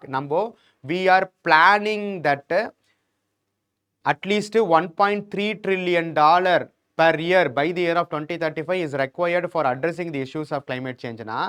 அதை எந்தெந்த இடத்துல என்னென்ன காம்போனண்ட்டில் எவ்வளோ டார்கெட் பேசிஸாக இன்வெஸ்ட் பண்ணி அட்ரஸ் பண்ணணுன்றதுக்கும் ஒரு மெக்கானிசம் தேவையில்ல. அந்த மெக்கானிசம் தான் FINI initiative, fostering investable national இம்ப்ளிமெண்டேஷன்ஸ்ன்றது. அப்புறம் global stock take was a term which is associated with COP 28 வந்திருந்தது. அதை every one should take themselves as their own responsibilities without any others to implement that அப்படின்னு எல்லாருமே எத்திக்கலாகவும் மாரலாகவும் they should take it as their responsibility. அதனால தான் இந்த global ethical stock டேக்குன்னு சொல்கிறாங்க. complements the technical stock take by assessing the ethical and moral decisions of the dimensions of the climate actions என்ற global ethical stock take is associated with the COP 30. ஓகேவா? So இதோட சேர்த்து அடுத்த இம்பார்ட்டண்ட்டானது என்னதுன்னா, we have already discussed that these are all the என்னது short-lived climate pollutants which have high global warming potential: methane, black carbon, hydrofluorocarbons and tropospheric ozones. இது ஏன்னா because it is these four gases are responsible for 45% of global warming என்றதை நம்ம பார்த்துருந்தோம். இதை address பண்ணுறதுக்காக super pollutant country action ஆக்சிலரேட்டரையும் இதில் one of the important ஃபோக்கஸாக கொடுத்துருக்காங்க. தென் நம்ம ஆல்டர்னேட்டிவ் ஃபியூவல்ஸை நோக்கி நம்ம நகரணுன்றதை நம்ம போன செஷன்ஸ்லேயே பார்த்துருந்தோம். அதை தான் என்ன சொல்கிறாங்க, பெலம் 4x pledgeன்றாங்க. So quadruple the usage of sustainable fuels like hydrogen, biofuels, e-fuels by the year of 2030 when compared to the 2024 levels compare பண்ண போகும்போது. Because these are all the futures. இதுலேயும் green hydrogen, purple hydrogen, different types of ஹைட்ரஜன்ஸை நம்ம we have already discussed. இங்கே நமக்கு health action பிளானை COP 29 India refrain பண்ணுச்சுன்னு, ஏன் ரிஃப்ரைன் பண்ணுச்சுன்னு கேள்வி கேட்டாங்களா?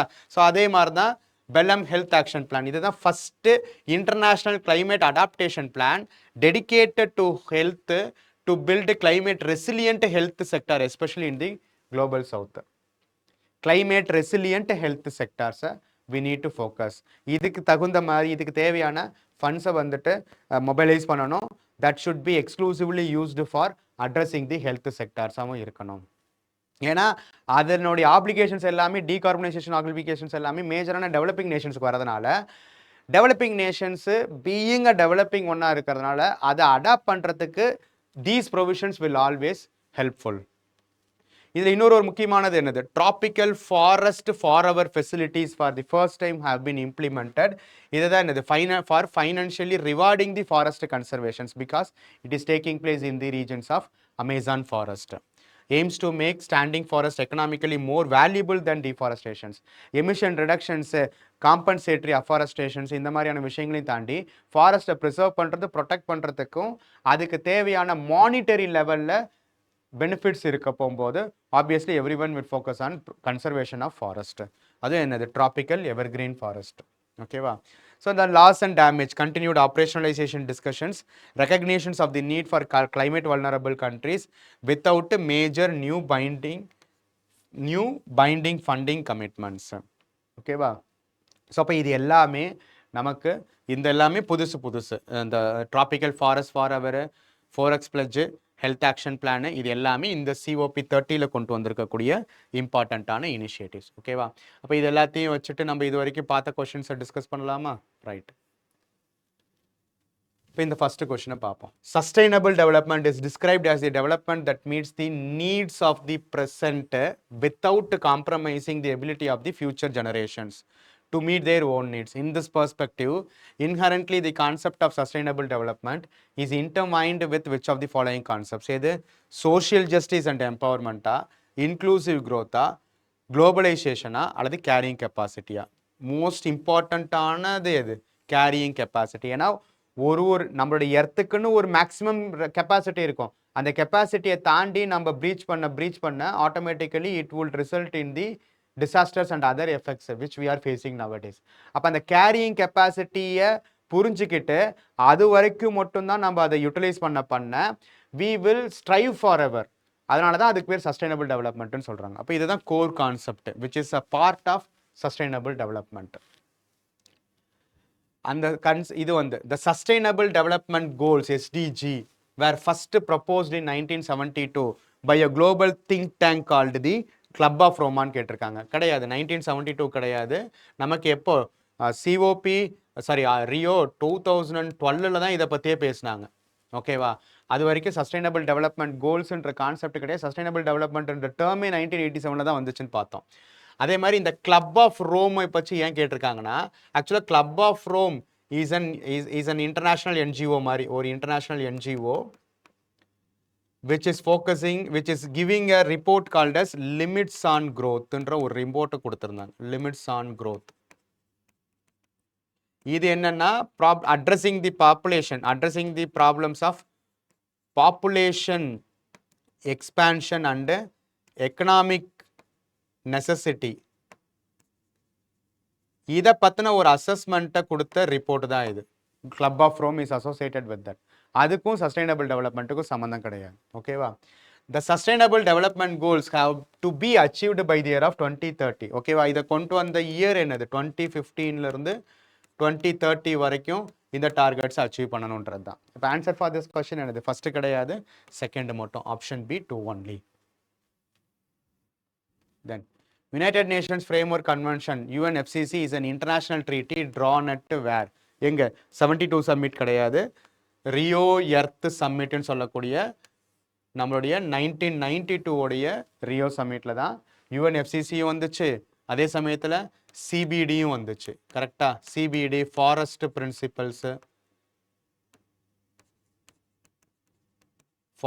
பிரின்சிபல்ஸ் அஜெண்டா 21 இது எல்லாமே என்னது?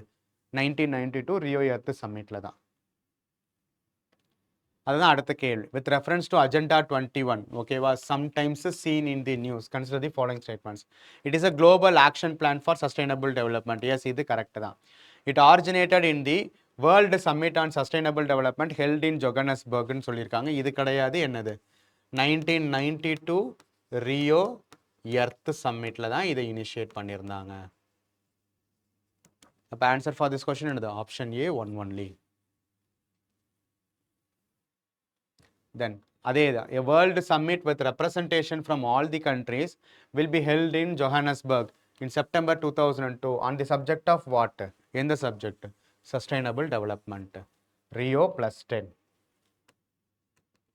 Rio +10. அதுதான், where was the world summit on sustainable development Rio +10 held? எங்க? ஜோஹானஸ்பர்க். ஒரே கொஸ்டினே மல்டிபிள் டைம்ஸ் ரிப்பீட் ஆயிருக்கு.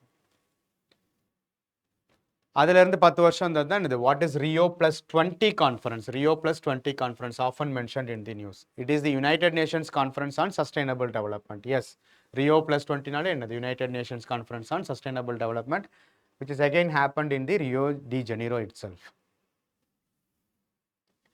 The Partnership for Action page Green Economy, a UN mechanism to assess countries transition towards greener and more inclusive economies are emerge at வேறு எந்த இதில் emerge ஆனிச்சுன்னா Rio +20 ஓகேவா. So இந்த சமிட்டில் தான் இந்த பேஜ்ன்ற கான்செப்ட் வந்து எமர்ஜ் ஆக ஆரம்பிச்சு. இந்த ஜஸ்ட் டிரான்சிஷன்ன்ற கான்செப்ட் பார்த்தோமா, ஆப்ஷன் பி ரியோ +20 சமிட்டில் தான் வந்துச்சு.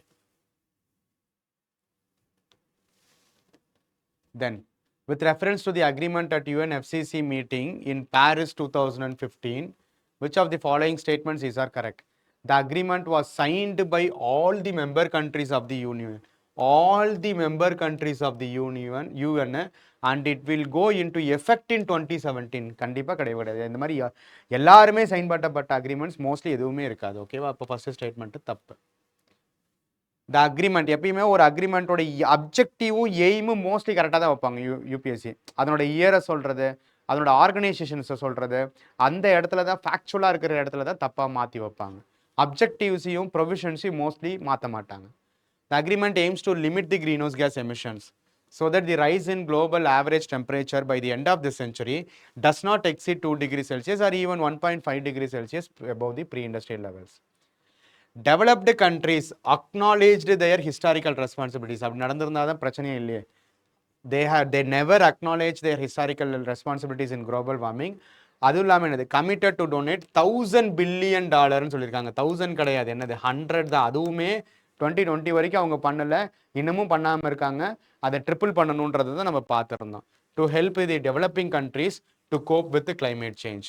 இப்போ நம்பர்ஸ் வரப்போகும்போது அதனோட ரேஞ்சஸை கொஞ்சம் கவனமாக பார்க்கணும். ஓகேவா. ஸோ இப்போ ஆன்சர் ஃபார் திஸ் கொஸ்டின் என்னது, 3ஆவதும் தப்பு, 1ஆவதும் தப்பு. Answer for this question is option B 2 only. So இப்போ ஃபேக்சுவலான ஸ்கோப் இருக்கக்கூடிய ஸ்டேட்மெண்ட்ஸில் தான் தப்பு வைப்பாங்க. அப்ஜெக்டிவ் அண்ட் ப்ரொவிஷன்ஸை பேசுகிற இடத்துல மோஸ்ட்லி தப்பு வைக்க மாட்டாங்க.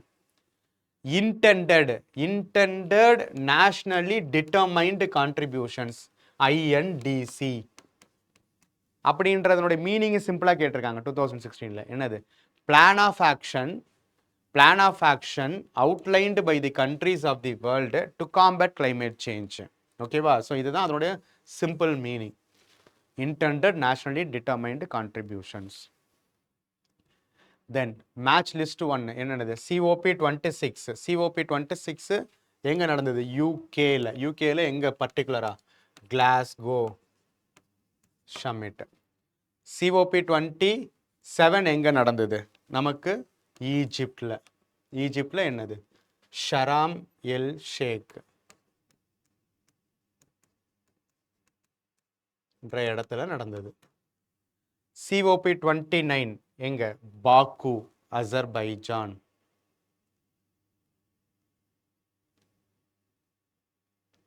சாரி, COP28 வந்து COP28 வந்து எங்க நடந்தது, நமக்கு UAE துபாயில் நடந்தது. COP29 தான் என்னது, ரீசெண்டாக நடந்தது, அசர்பைஜான் பாக்கு. COP30 எங்க, பெலம் பிரேசில். மறந்துடக்கூடாது. ஓகேவா. அப்போ ரைட் ஆப்ஷன் என்னது, ஆப்ஷன் டி 3142 பெலம் பிரேசில். அதுதான் இங்கே கேட்டிருக்காங்க. COP28 was held in which one of the following cities? எங்க, துபாயில். மீதி எல்லாமே எந்தெந்த COPன்றது நம்ம இப்போ தான் பார்த்துருந்தோம். Then which one among the following statements with regard to COP28 ஓகேவா is not correct? எதெல்லாம் not correct? The global stake is the central outcome of the COP28. Yes, இது definitely correct. It recognized the need to limit global warming to 1.5 degree. இது எல்லா சமிட்லையுமே டெஃபினட்டாக நடக்கிறது தான். It directed the developing countries to lead the transition away from the fossil fuel. ஓகேவா. இதுதான் என்னது, just transition. அதாவது ஜஸ்ட்ன்றது ஜஸ்டிஸோட இருக்கணும். அந்த ஜஸ்டிஸோட இருக்கணும்னா it should address the issues of workers associated with industries. But இதுக்கான ஸ்கோப்பை டெவலப்பிங் கண்ட்ரீஸ்ட சொல்லியிருப்பாங்க, கண்டிப்பாக கிடையாது. டெவலப்டு கண்ட்ரீஸ்க்கு தான் ஃபஸ்ட்டு ப்ரையாரிட்டி இருக்கும். அதுவும் லீடுன்ற ஒரு வார்த்தை யூஸ் பண்ணியிருக்காங்க. It emphasized accelerated phase down of coal power. Yes, இது கண்டிப்பா. ஏன்னா அப்பதான் நம்ம என்ன பண்ண முடியும், net zero 2050 எல்லாரும் அட்டைன் பண்ண முடியும். ஓகேவா? அப்போ ஆன்சர் ஃபார் திஸ் கொஸ்டின் என்னது, எது நாட்னு கேட்டிருக்காங்க, ஆப்ஷன் சி. ஓகேவா? Then which one of the following resolutions in the final agreement reached at COP28 is associated with the target of achieving net zero by 2050? இப்போ தான் பார்த்தோம் என்னது, fossil fuel phase out. fossil fuel ஓட phase out இருக்க போகும்போது தான் we could achieve the target of net zero by 2050. Which of the following statements about rehydrating the earth is are correct? It is a global campaign for raising the consciousness about water crisis. Yes, இது correct தான். It is an impact driven campaign that highlights the achievements at key global events such as COP28லையும் இதை பற்றி சொல்லியிருக்காங்க. ஓகேவா? It is a campaign undertaken by a philanthropic organization, that is Football for Peace. ஓகேவா? இது மூணுமே correct தான். இது just current அஃபேர்ஸை base பண்ண அல்லது அந்த சம்மிட்டோட ரிலேட்டடாக இருக்கக்கூடிய இன்னொரு important issues. At the 28th United Nations Climate Change Conference, India refrained from signing the Declaration on Climate and Health. ஓகேவா? So climate and health even வந்து ஃபாசில் ஃபியூவல் எமிஷன்ஸே பைண்டிங்காக டெவலப்டு நேஷன்ஸுக்கு இருக்கிறது கிடையாது. ஆனால் இது செகண்ட் ஸ்டேட்மெண்ட் என்ன சொல்லியிருக்காங்க, declaration on climate and health is a binding declaration. பைண்டிங்லாம் கிடையாது, binding declaration. And if signed it becomes mandatory to decarbonise the health sector. பைண்டிங்கும் கிடையாது, பைண்டிங் இல்லாததுனால மேண்டேட்ரி கிடையாது. But we need to address the issues of carbon emission from the health sector. அப்போ second statement தப்பு. மூணாவது statement என்னது, if India's health sector is decarbonised, the resilience of its health care systems may be compromised. Yes, being a developing நேஷன்ஸாக இருக்கிறதுனால இதெல்லாம் common சென்ஸுக்களாகவே approach பண்ணலாம். Developing நேஷன்ஸாக இருக்க போகும்போது சடனாக டீகார்பனைஸ் பண்ணுறதுன்றது ஒரு பெரிய ஃபேக்டராக இருக்கிறது கஷ்டம். அப்போது டீகார்பனைசேஷனுக்கு ஃபோக்கஸ் கொடுத்தோம்னா நம்மளுடைய resilience with respect to addressing the health issues of a huge populated கண்ட்ரீஸ்ன்றது பெரிய லெவலில் காம்ப்ரமைஸ் பண்ணப்படுன்றதுனால தான் we have refrained from signing the declaration on climate and health. லாஜிக்கலாக காமன் சென்சிக்கலாகவே யோசிச்சாலே நமக்கு ஆன்சர் வந்துடும். அப்போ மூணாவது ஸ்டேட்மெண்ட் கரெக்டாக தான் இருக்கலாம். அப்போ ஒன்று தப்பு ஒன்று ரைட்டு, இந்த ரீசனால தான் இது ரெஃப்ரைனும் ஆயிருக்கு. அப்போ என்னதான் answer, option C. Only one of these statements 2 and 3 is correct, and that explains the statement 1. ஓகேவா? ரைட்டு. இப்போ இது எல்லாத்தோட கண்டினியூவேஷனாக நம்ம வந்து அடுத்தது ப்ரோட்டோகால் சென்ட்ரிக்ஸாக என்னென்ன கொஷின்ஸ் வந்திருக்குது அப்படின்றது எல்லாத்தையுமே டீட்டெயில்டாக பார்க்கலாம். இப்போ இந்த கொஷின் பாருங்கள், which one of the following countries is the first in the world to propose a carbon tax for its people to address the global warming? ஓகேவா? ஸோ இப்போ ஒரு நியூ எமர்ஜிங் கான்செப்டாக இருந்தாலும் அப்போவே வந்துட்டு வேர்ல்டுலேயே ஃபஸ்ட்டு கண்ட்ரி எது வந்து carbon டேக்ஸை கொண்டு வந்தாங்கன்ற இது பாருங்க. World environment conference to discuss global warming was held in 1997. இது என்னன்னு பார்த்தோம், கியோட்டோ ப்ரோட்டோகால் தான். Paris, Rio de Janeiro, Stockholm, இது எல்லாமே நமக்கு தெரிஞ்சது தான். Kyoto protocol specifically relates to which one among the following issues. இப்போ CDS 2025 கேட்டது. ஈஸியானது என்னது, எமிஷன் ரிடக்ஷன், தட்டு என்னது, greenhouse ஹவுஸ் கேஸ் எமிஷன்ஸ் தான். Suppose Kyoto Protocol came into force in the year of 2005. Deals primarily with depletion of ozone. Methane as a greenhouse gas is more harmful than carbon dioxide. திரும்ப அதே Kyoto Protocol related கேட்டிருக்காங்க. The concept of carbon credit originated from which of the following? Carbon credit என்ற concept இப்போ கார்பனோட அசோசியேட்டடாக இங்கே இருக்கிறது என்னது, Kyoto Protocol தான். ஓகேவா? ஸோ இதில் பாருங்க, திரும்ப எர்த் சம்மிட் ரியோ டி ஜெனீரோவையும் ஆப்ஷனில் வச்சுருக்காங்க. Then on the carbon credit, regarding carbon credits, which of the following statements is not correct? Okay, and the carbon credit system ratified. The goal of the carbon credit system is to limit the increase of carbon dioxide emissions. இப்படின்னு ஒரு 4 options கொடுத்துட்டு அந்த carbon கிரெடிட்ஸுக்கு தப்பாக இருக்கக்கூடிய statement என்னன்றதை கேட்டிருக்காங்க. அதே carbon credits ரிலேட்டடாக இருக்கக்கூடிய ஒரு மெக்கானிசம் தான் என்னது, நமக்கு clean development mechanism. Clean development mechanism in respect of carbon credits is one of the Kyoto Protocol மெக்கானிசமா? அப்படி இருக்கிறதா இருந்தால் the projects handled pertain only to the Annex 1 countries, அதாவது டெவலப்டு கண்ட்ரீஸா அப்படின்றத கேட்டிருக்காங்க. In the context of CO2 emissions and global warming, what is the name of the market driven device under the UNFCCC that allows the developing countries to get funds or incentives from the developed countries to adopt better technologies. அதுக்கு பேர் என்னது? Carbon credit ரேட்டிங்கா, clean development மெக்கானிசமா, emission reduction நார்ம்ஸா? Again அந்த carbon market ரிலேட்டடான ப்ரொவிஷன்ஸில் developing country developed நேஷன்ஸில் இருந்து வாங்கக்கூடியது இது நாளில் எது வரும்ன்றதை கேட்டிருக்காங்க. அதே விஷயம் திரும்ப ரிப்பீட் ஆகிருக்கு பாருங்கள் 2016. அனெக்ஸ் 1 கண்ட்ரீஸ் கார்டிஜனா ப்ரோட்டோக்காலா, சர்டிஃபைடு எமிஷன் ரிடக்ஷன்ஸ் நகோயா ப்ரோட்டோக்காலா, மூணாவது தடவை வந்திருக்கு க்ளீன் டெவலப்மெண்ட் மெக்கானிசம் கியோட்டோ ப்ரோட்டோக்காலா. இதில் எதெல்லாம் ரைட்டுன்னு கேட்டிருக்காங்க. 2023 இப்போ ரீசெண்டாக அதே கொஸ்டின் வேறு ஃபார்மெட்டில் இப்போ கொஞ்சம் அட்வான்ஸாக கேட்டிருக்காங்க. என்ன பண்ணிட்டுருக்காங்க பாருங்கள். Carbon markets are likely to be one of the most widespread tools in fighting against the climate change. டெஃபினட்டாக carbon market transfer resources from private sector to the state. இது கரெக்டாக தப்பா? அப்படி கரெக்டாக இருந்துச்சுன்னா இது வந்து அதை எக்ஸ்பிளைன் பண்ணுதா அப்படின்னு கார்பன் மார்க்கெட்ஸ் ரிலேட்டடாகவே கேட்டிருக்காங்க. இப்போ 2025 அதனுடைய டெவலப்மெண்ட்டாக இந்த கார்பன் மார்க்கெட்ஸை பற்றி பேசக்கூடிய ஆர்டிக்கல் இன் பாரிஸ் அக்ரிமெண்ட் என்னன்னு பார்த்தோம். ஆர்டிகல் 6 தானே பார்த்தோம். அதோட ப்ரொவிஷன்ஸ் பற்றி கேட்டிருக்காங்க. Article 6 of the Paris agreement on climate change is frequently discussed in global discussions on sustainable development and climate change. அது என்னது? It sets of the principles of again carbon மார்க்கெட்ஸா. Article 6 of the Paris Agreement on Climate Change intends to promote inter-country non-market strategies to reach their climate targets. Again, carbon market as related ஆன questions continuously வந்துகிட்டே இருக்கு. அப்போ இதை பற்றின ஒரு overall understanding நமக்கு தெரியணும்ல, அதை பற்றி நம்ம டீட்டெயிலிங்காக பார்ப்போம். இப்போ இந்த கியோட்டோ ப்ரோட்டோக்கால் ஓகேவா? ஸோ இது எல்லாமே என்னது? பார்ட் ஆஃப் கியோட்டோ ப்ரோட்டோக்கால் தான். கியோட்டோ ப்ரோட்டோக்கால் கீழே தான் 3 level of carbon trading mechanisms இருக்குது. அதுக்கு பேர் தான் என்னது? International emission trading IET, clean development mechanism and joint implementations. ஓகேவா? ஸோ இதில் அனெக்ஸ் 1 கண்ட்ரீஸ்ன்றது என்னது? Developed countries trading of emissions. அப்போது 2 டெவலப்டு கண்ட்ரீஸ் இருக்குது. அதில் ஒரு டெவலப்டு கண்ட்ரீஸ் அவங்களுடைய எமிஷன் டார்கெட்ஸை விட அவங்களோட லிமிட்ஸை விட அதிகமாக எமிட் பண்ணிட்டாங்கன்னா, இன்னொரு டெவலப்டு கண்ட்ரி கம்மியாக தான் எமிட் பண்ணியிருக்காங்கன்னா, அவங்க கிட்ட இருந்து அந்த கிரெடிட்ஸை இவங்க வாங்கிக்கிட்டாங்கன்னா இவங்களோட எமிஷன் ரிடக்ஷன்ஸ் ரிலேட்டடாக இருக்கக்கூடிய டார்கெட்ஸை மேட்ச் பண்ணலாம்.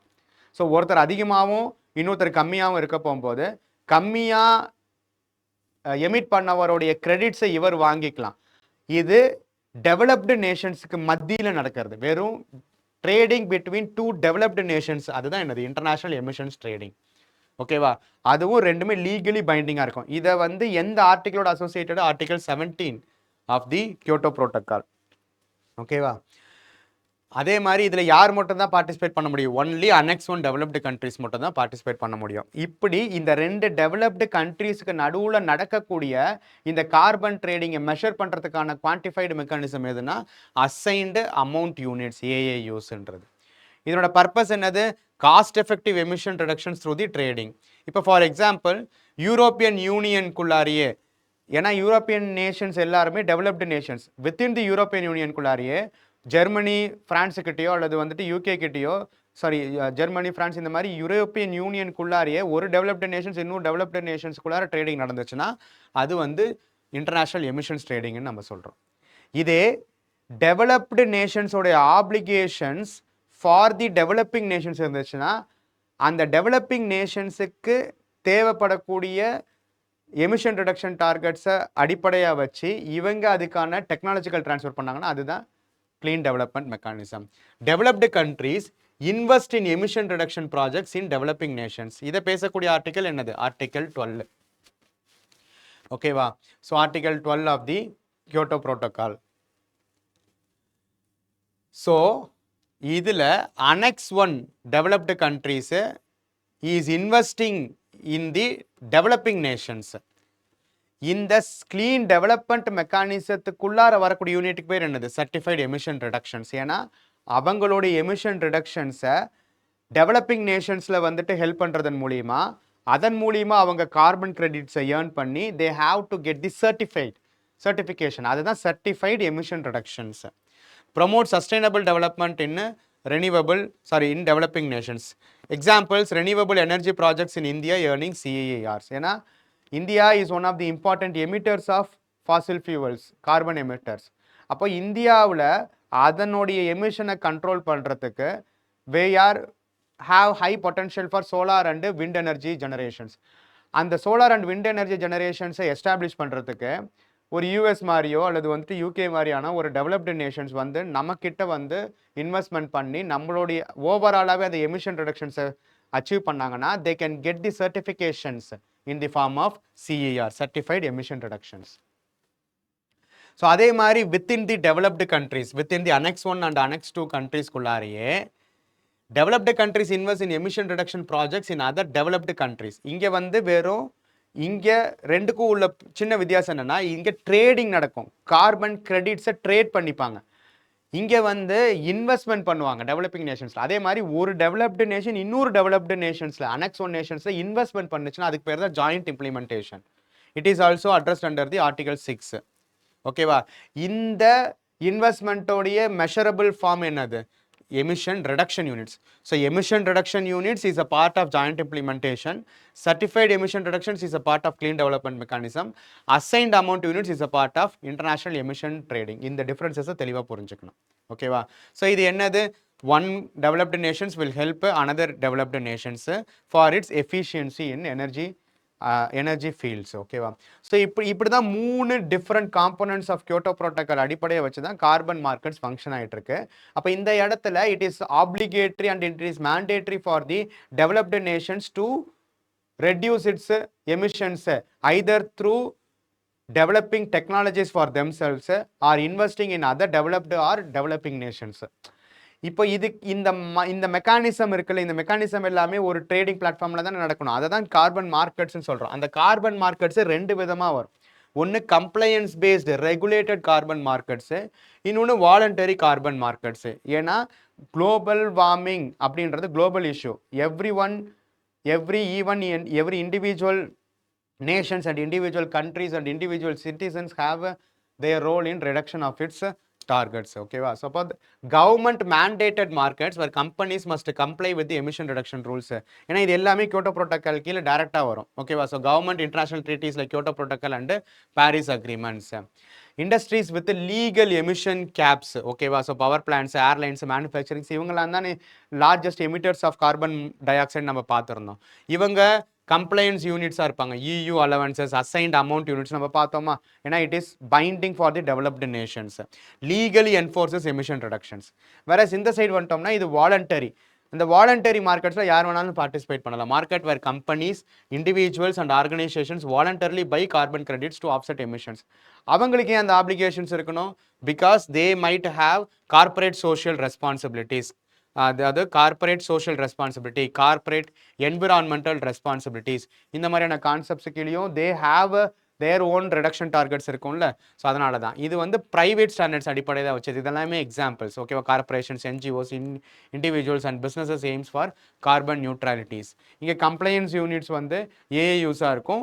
இங்கே verified carbon credits like verified carbon units, VCU, gold standard கிரெடிட்ஸ்லாம் இருக்கும். ஓகேவா? Just carbon markets is available for both கவர்மெண்ட்ஸுக்குள்ளாரே developing nations, least developed nations யார் வேணாலும் இருக்கலாம். அதே சமயத்தில் ப்ரைவேட்டும் இருக்கலாம். Private can have a trade with respect to other governments also. So இப்படி carbon markets is broader in nature. ஓகேவா? ஸோ இப்போ இதெல்லாம் தான் ரொம்ப ரொம்ப முக்கியம். இப்போ இதெல்லாம் அடிப்படையாக வச்சு நம்ம இப்போ டிஸ்கஸ் பண்ண கொஷின்ஸை பார்க்கலாமா? ரைட்டு. இப்போ இந்த கொஷின் பார்ப்போம். இது வந்து which one of the following countries is the first country in the world to propose a carbon tax? எந்த கார்பன் டாக்ஸ் எந்த கண்ட்ரினா நியூசிலாண்டு தான். ஓகேவா? ஸோ இது ஒரு ஃபேக்சுவல் இன்ஃபர்மேஷன், ஜஸ்ட் தெரிஞ்சுக்கோங்க. So world environment conference to discuss global warming in 1992 என்னது? Kyoto அது பிரகாரம் வந்தது தான் என்னது? Kyoto protocol. Then the Kyoto Protocol specifically relates to which one among the following issues? என்னது? நமக்கு எமிஷன் ரிடக்ஷன். அதுவும் எமிஷன் ரிடக்ஷன்ன்றது என்னது? Carbon emission reductions. ஓகேவா? ஓசோன் லேயர் டெப்ளீஷன் வந்து மான்ட்ரியல் ப்ரோட்டோகால். அதை டெப்ளீட் பண்ணக்கூடிய இம்பார்ட்டண்ட்டான காம்பனண்ட் தான் குளோரோஃப்ளோரோ கார்பன்ஸ். இது எல்லாமே. So Kyoto protocol came in to force in the year of 2005. Yes, இது கரெக்டு தான். ஸோ 1997 இனிஷியேட் பண்ணப்பட்டு 2005 ஃபோர்ஸாக இம்ப்ளிமெண்ட் பண்ணப்பட்டுச்சு. Kyoto protocol deals primarily with the depletion of the ozone லேயர்னு கொடுத்துருக்காங்க. ஓசோன் லேயராக கண்டிப்பாக கிடையாது. என்னது? Carbon emission. methane as a greenhouse gas is more harmful than the carbon dioxide. Definitely, it has a higher global warming potential than CO2. It is short-lived climate pollutant, one of the important component. Answer for this question is option B, 1 and 3 only. The concept of carbon credit அப்படின்றது என்னது emission reduction ஓரியன்டா தானே இருக்கு. Originated from which of the following? எது? Kyoto protocol. Kyoto புரோட்டோகாலோடைய ஒரு அங்கமாக தான் இந்த carbon credits, அந்த கார்பன் கிரெடிட்ஸ் அடிப்படையாக வச்சு நடக்கக்கூடிய கார்பன் மார்க்கெட்ஸ் மெக்கானிசம்ஸ் எல்லாமே இருக்கு. அப்போ regarding carbon credits which one of the following statements is not correct ன்னு கேட்டிருக்காங்க. The carbon credit system was ratified in conjunction with the Kyoto Protocol. Yes, இதுதான் போன கொஸ்டின்லேயே பார்த்தோம். கண்டிப்பாக கரெக்ட் தான். Carbon credits are awarded to countries or groups that have reduced greenhouse gases below their emission quota. Yes, இந்த கிரெடிட்ஸை யாரெல்லாம் அவங்களுக்கான கோட்டாவை விட கம்மியாக emit பண்ணியிருக்காங்களோ they earn these credits and these credits can be traded for another countries. அப்போ second ஸ்டேட்மெண்ட்டும் correct. The goal of the carbon credit system is to limit the increase of carbon dioxide emissions. Definitely அதுதான் இதோட objective. அப்போ இது மூணுமே correct. நாலாவது என்ன போட்டிருக்காங்க பாருங்க, carbon credits are traded at fixed price. Fixed ப்ரைஸ்லாம் கிடையாது, இது வந்து மார்க்கெட் பேஸ்டு மெக்கானிசம்ஸ் கார்பன் மார்க்கெட்ஸ்ன்றது. அப்போ இது எப்படி வேணாலும் இருக்கலாம், ஃபிக்ஸடாலாம் கிடையாது. Time to time by the United Nations environment ப்ரோக்ராம்ஸ்னு சொல்லியிருக்காங்க. ஈவன் இது எல்லாமே வாலண்டரி மார்க்கெட்ஸ் இப்போ வந்துருச்சு. அப்போ டெஃபினட்டாக இது மூணு ரைட்டு. என்னது answer? Option for this question என்னது? நாட் கரெக்ட், ஆப்ஷன் டி தான். ஓகேவா? ஸோ இது பாருங்க, clean development mechanism in respect of carbon credits is one of the Kyoto protocol mechanisms. Yes, டெஃபினட்டா. இது இல்லாமல் ஜாயிண்ட் இம்ப்ளிமெண்டேஷன்ஸ் இருக்கு, இன்டர்நேஷனல் எமிஷன் ட்ரேடிங்ஸும் இருக்கு. Under the CDM the projects pertain only to the annex 1 கண்ட்ரீஸ்ன்றது கிடையாது. அனெக்ஸ் 1 டு டெவலப்பிங் கண்ட்ரீஸ், அதுதான் clean development mechanisms. கரெக்டா?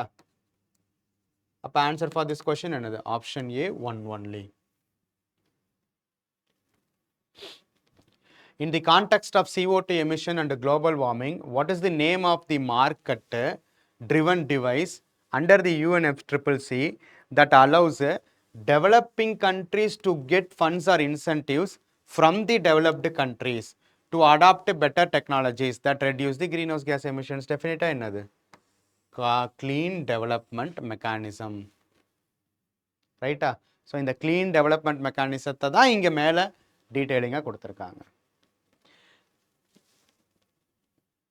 அனெக்ஸ் 1 கண்ட்ரீஸ் இது என்னது? கார்டிஜனா நகோயா ப்ரோட்டோகால்ஸ் என்னன்றதை நம்ம பார்ப்போம். Certified emission reductions, it is also dealt with the Kyoto Protocol. Clean development mechanism, Kyoto Protocol. இது மட்டும் தான் correct. Answer for this question என்னது? Option C, 3 only. பாருங்க, carbon markets are likely to be, வார்த்தைகளே பாருங்க, are likely to be one of the most widespread tools in fight against climate change. டெஃபினட்டா இந்த statement correct தான். இந்த carbon market transfer resources from private sector to state. Yes, carbon market வந்து private இருந்தும் ஸ்டேட்டுக்கு போகுது, state இருந்தும் பிரைவேட்டுக்கு போகலாம், அல்லது வித்தின் தி ஸ்டேட்ஸுக்குள்ளாரே நடக்கலாம். இந்த ஸ்டேட்மெண்ட்டும் correct. So both of the statements are correct, but resource transfer from private to state என்றது may not be the right explanation for it to be considered as an important tool for addressing the climate change. அப்போ இதுக்கு என்னது answer? ரெண்டுமே correct தான், but 2 is not the right explanation for statement. ஒரே ஏரியாவுடைய 2 different ஃபீச்சர்ஸஸ் 2 ஸ்டேட்மெண்ட்டாக போட்டாங்கன்னா option B தான் answer வரும். இது கார்பன் மார்க்கெட்ஸோடைய 2 டிஃப்ரெண்ட் ஃபீச்சர்ஸ். ஓகேவா? அதனுடைய ஒரு அட்வான்ஸ்டு ஃபார்மாக தான் 2025 கேட்டிருக்காங்க. Article 6 of the Paris agreement on climate change is frequently discussed in global discussions on sustainable development and climate change. அந்த article 6 of the Paris agreement on climate change sets out the principles of carbon markets. Again, yes, this is the article where it sets the 6.2 சரி 6.3 சரி நம்ம டீட்டெயிலிங்காக பார்த்தோம். Article 6 of the Paris Agreement on Climate Change intends to promote inter-country non-market strategies to reach their climate targets இந்த inter countries developed to developed-ஆ இருக்கலாம், developed to developing-ஆ இருக்கலாம், எதுவா வேணாலும் இருக்கலாம், market strategies-ஆ இருக்கலாம், non-market strategies-ஆ இருக்கலாம். ஏன் இது non-market strategies? Because it is obligatory, compliance based Kyoto protocol அல்லது பாரிஸ் அக்ரிமெண்ட்டை டெவலப்டு கண்ட்ரிஸ் டெஃபினட்டாக ஃபாலோ பண்ணி தான் ஆகணும். ஓகேவா? ஸோ அப்போ மூணாவது ஸ்டேட்மெண்ட்டும் கரெக்டு, ரெண்டாவது ஸ்டேட்மெண்ட்டும் கரெக்டு. ஆனால் இந்த ரெண்டுமே is part of the article 6 தான். ஓகேவா? So answer for this question என்னது? Option A. Both the statements are correct and both of them rightly explains the statement 1. ஓகேவா? ஸோ அப்போது டைம்லைன் படி இருக்கக்கூடிய இனிஷியேட்டிவ்ஸை நம்ம பார்த்தோம். அதுக்குள்ளே இருக்கக்கூடிய இம்பார்ட்டன்ட் காம்பனன்ட்ஸான கியோட்டோ புரோட்டோகாலுக்குள்ளார இருக்கக்கூடிய different types of carbon market trading மெக்கானிசமும் அதுக்குள்ளே இருக்கக்கூடிய ஸ்பெசிஃபிக்கான ஆர்டிகல் 6 பற்றியும் தான் கேள்விகள் சுற்றி வந்திருக்கு. இப்போ இதை தாண்டி அடுத்தது இருக்கக்கூடிய இம்பார்ட்டண்ட்டான ஏரியாஸான அதர் ப்ரோட்டோகால்ஸ் ரிலேட்டடாக இருக்கக்கூடிய கொஷின்ஸை பார்ப்போம். இந்த கொஷின் பாருங்கள். which one of the following is associated with the issue of control and phasing out of the use of ozone depleting substances? ozone depleting substances எந்த ப்ரோட்டோகால் தான் வரும்? மான்ட்ரியல் ப்ரோட்டோகால் தான். அதே தான் திரும்பவும் கேட்டிருக்காங்க. CGS 2025 which one of the following protocols was signed in 1987 to reduce the production and use of the ozone depleting substances? Montreal protocol தான். Then greenhouse gas protocol அப்படின்னே தனியாக ஒரு ப்ரோட்டோகால் இருக்குது. ஓகேவா? ஸோ அதுவும் என்னது பேர்லேயே இருக்குது. இட் இஸ் அன் இதுவும் கிரீன் ஹவுஸ் கேஸ் எமிஷன் ரிலேட்டடான ஒரு ப்ரோட்டோகால் தான். It is not a Kyoto protocol. அதுவும் இதுவும் ஒன்றும் கிடையாது. ஓகேவா? அப்போ இதெல்லாம் என்னன்றதையும் கேள்வி கேட்டிருக்காங்க. இது பாருங்க. which one of the following statements is are correct? Proper design and effective implementation of UNREDD, அதாவது ரிடக்ஷன் ஆஃப் எமிஷன்ஸ் ஃப்ரம் என்ன சொல்கிறது டீஃபாரஸ்டேஷன்ஸ்ன்றது. ஓகேவா? டீஃபாரஸ்டேஷன்ஸ் அண்ட் டீக்ரடேஷன்ஸ் இதை ரெண்டையும் ரெடியூஸ் பண்ணுறதன் மூலிமா we will reduce the carbon emissions. அது ரிலேட்டடாக கொண்டு வரப்பட்ட ப்ரோக்ராம் தான் இது. அது வந்து என்னென்ன ஹோலிஸ்டிக்கான காம்பனன்ட்ஸோட அசோசியேட் ஆகிருக்குன்றதை கேட்டிருக்காங்க. அந்த reducing emission from reforestation and deforestation and forest degradations வச்சு தான் இன்னொரு கேள்வி வந்திருக்கு. ஃபாரஸ்ட் கார்பன் பார்ட்னர்ஷிப் ஃபெசிலிட்டிஸ் அப்படின்றது எது ரிலேட்டடானது? ஓகேவா? So it is a global partnership of government பிஸ்னஸஸா, இட் ப்ரொவைட்ஸ் அ ஃபைனான்ஷியல் எய்டா, or it provides a financial and technical assistance for the developing நேஷன்ஸா அப்படின்றத கேட்டிருக்காங்க. Then New York declaration on forest. ஓகேவா? ஸோ சில ஏரியாஸ் வந்து நியூஸில் இருக்கிறத என்னென்ன கான்டெக்ட்ஸில் இருக்குது, என்ன சப்ஜெக்டுக்குள்ளாக இருக்குதுன்றதை நம்ம ஃபைண்ட் அவுட் பண்ணிகிட்டே வரணும். ஓகேவா? ஃபாரஸ்ட் இஸ் அன் இம்பார்ட்டன்ட் ஏரியாவா?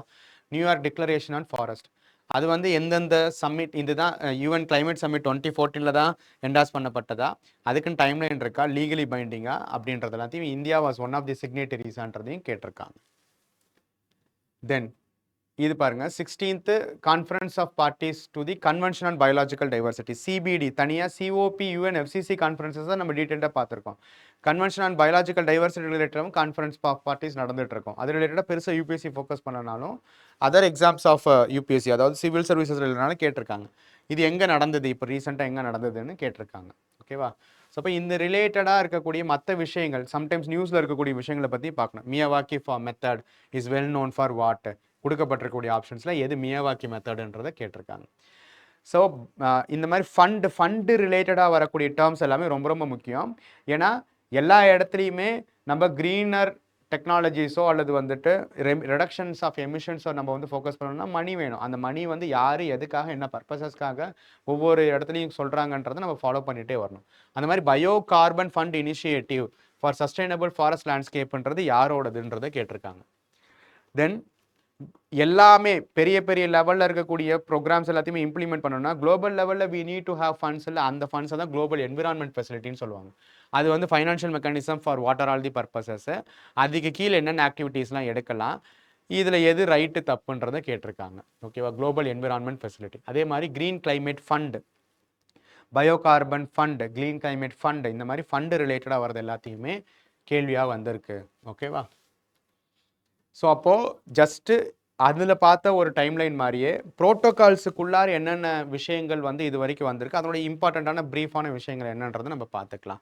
ஸோ ஃபஸ்ட்டு ஓசோன் டெப்ளீஷனுன்ற ப்ராசஸ் எவ்வளோ தூரம் முக்கியம், அதை வந்து அட்ரஸ் பண்ணுறதுக்காக என்னென்ன விஷயங்கள் இருக்குதுன்றது எல்லாமே நம்ம போன கிளாஸில் டீட்டெயில்டாக பார்த்துருந்தோம்.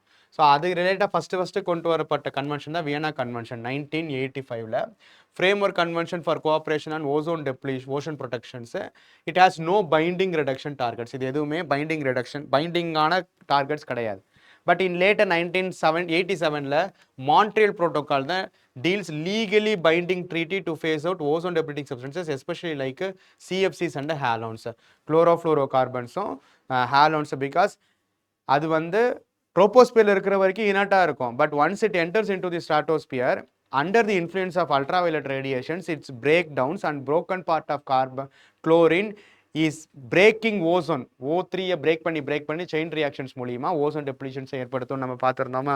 அதுவும் ஸ்பெசிஃபிக்காக அண்டார்டிக் ரீஜன்ஸில் ஏன் நடக்குதுன்றதையும் நம்ம பார்த்துருந்தோம். தென் அது ரிலேட்டட் அடுத்த வந்து அப்டேட் 1990ல் லண்டன் அமெண்ட்மெண்ட். அது என்னது, இந்த ஓடிஎஸ் லிஸ்ட்டை வந்து எக்ஸ்பேண்ட் பண்ணியிருக்காங்க. எக்ஸ்பேண்டும் பண்ணியிருக்காங்க. அதே சமயத்தில் multilateral fund for the developed countries. ஏன்னா இந்த எமிஷன்ஸ் எல்லாத்தையுமே பண்ணக்கூடியது டெவலப்டு கண்ட்ரிஸாக தான் இருக்கும். அந்த டெவலப்பிங் கண்ட்ரிஸ் ரிலேட்டடாக அட்ரஸ் பண்ணுறதுக்கும் இதை நம்ம வந்து ஃபோக்கஸ் பண்ண வேண்டியதாக இருக்குது. ஏன்னா ஓசோன் டெப்ளீஷனாலே அதில் என்ன இருக்கணும், குளோரினும் ப்ரோமினும் இருக்கணும். இது ரெண்டும் ரொம்ப முக்கியம். 1992ல் கோப்பன்ஹேகன் அமெண்ட்மெண்ட், அதில் ஆக்சிலரேட்டட் ஃபேஸ் அவுட் ஸ்கெடியூல்ஸும் டார்கெட் பண்ணியிருந்தாங்க. இதில் என்னது, ஹைட்ரோ குளோரோ ஃப்ளூரோ கார்பன்ஸை ஆட் பண்ணியிருக்காங்க. ஸோ எந்தெந்த சம்மிட்டில் அல்லது அமெண்ட்மெண்ட்டில் ப்ரோட்டோகால்ஸில் என்னென்ன இம்பார்ட்டண்ட்டான ஓசோன் டெப்ளீட்டிங் சப்ஸ்டன்ஸ் ஆட் பண்ணியிருக்காங்கன்றதையும் நம்ம பார்த்துக்கணும். அதே மாதிரி இந்த 1997ல் திரும்ப again Montreal amendment introduced licensing system for ODS trade and added new controls. ஓகேவா, எந்தெந்த காம்பனன்ட்ஸ் எல்லாமே இப்போ ரெஃப்ரிஜரன்ஸில் இருக்குது, ஏர் கண்டிஷனர்ஸில் இருக்குது, தென் வந்துட்டு நம்மளுடைய ஃபோம் ஏஜென்ட்ஸாக இருக்குது, இதெல்லாமே இருக்குது. நம்ம ஏற்கனவே sources for different ozone depleting substances பார்த்துருக்கோமா. அப்போ அந்த சப்ஸ்டன்சஸை கண்ட்ரி டு கண்ட்ரி ட்ரேட் பண்ணக்கூடிய மெக்கானிசத்தை எவ்வளோக்கு ரெஸ்ட்ரிக்ட் பண்ணுறோமோ, ரெகுலேட் பண்ணுறோமோ, we can address the issue of ozone டெப்ளீஷன்ன்றதை நம்ம பண்ணியிருக்காங்க. 1999ல் பீஜிங் அமெண்ட்மெண்ட்டில் தான் it tightened the controls on HCFCs and added bromochloromethane. இதையும் வந்து ஓசோன் டெப்ளீட்டிங் சப்ஸ்டன்சஸ் ஆட் பண்ணியிருக்காங்க. இது நம்ம போன செஷன்ஸ்லேயே பார்த்தோம். Hydrofluorocarbon, it is not a greenhouse gas, but it is not an ozone depleting substance, but it has emerged as a potential greenhouse gas நம்ம பார்த்திருந்தோம், which was taken as a replacement for CFC-யை replace பண்ணுறதுக்காக கொண்டு வரப்பட்டோம். இது ozone depleting substances add ஆகலை. ஏன்னா இதில் fluorine தான் இருக்குது. ஃப்ளோரின் இருந்தாலே அது க்ரீன் ஹவுஸ் கேஸ் தான் இருக்கும். நம்ம பார்த்துருந்தோம் ஃப்ளோரினேட்டட் கேஸஸ். இதை அட்ரஸ் பண்ணுறதுக்கு மான்ட்ரியல் ப்ரோட்டோகாலில் கிகாலி அமெண்ட்மெண்ட் மூலியமாகவும் இனிஷியேட்டிவ்ஸ் கொண்டு வந்திருந்தாங்க. இப்போ இந்த சின்ன இனிஷியேட்டிவ்ஸும் சின்ன அமெண்ட்மெண்ட்ஸும் ரொம்ப முக்கியம். ஓகேவா. தென் அடுத்தது Nagoya protocol and Cartagena protocol. இது எல்லாமே is a part of what, convention on biological diversity. So UNFCCC மாதிரியே 1992 எர்த் சம்மிட்டில் சைன் பண்ணப்பட்ட இன்னொரு முக்கியமான கன்வென்ஷன் என்னது, CBD தான், கன்வென்ஷன் ஆன் பயாலஜிக்கல் டைவர்சிட்டி. இது ரெண்டு முக்கியமானது இந்த நகோயா ப்ரோட்டோகாலும் கார்டிஜனா ப்ரோட்டோகாலும் தான். இது ரெண்டுக்கு என்ன டிஃப்ரென்சஸ்னா, இப்போ பயாலஜிக்கல் டைவர்சிட்டி அப்படின்றது அது ஒரு நேச்சுரலான விஷயம். அந்த பயோடைவர்சிட்டி எவ்வளோக்கு ப்ரொடெக்ட் பண்ணணுமோ அவ்வளோக்கு ஓவராலாகவே என்விரான்மெண்டல் சஸ்டைனபிலிட்டி ரொம்ப முக்கியமாக இருக்கும். பயோடைவர்சிட்டின்ற கான்செப்டை நம்ம டீட்டெயிலிங்காக போன டெஸ்ட்லலாம் பார்த்துருக்கோம். ஓகேவா. ஸோ அப்போ இது வந்து கன்வென்ஷன் பயாலஜிக்கல் டைவர்சிட்டி எதை ஃபோக்கஸ் பண்ணுதுன்னா, இப்போது எக்கனாமிக்கலாக பெனிஃபிட் ஆகக்கூடிய வகையில்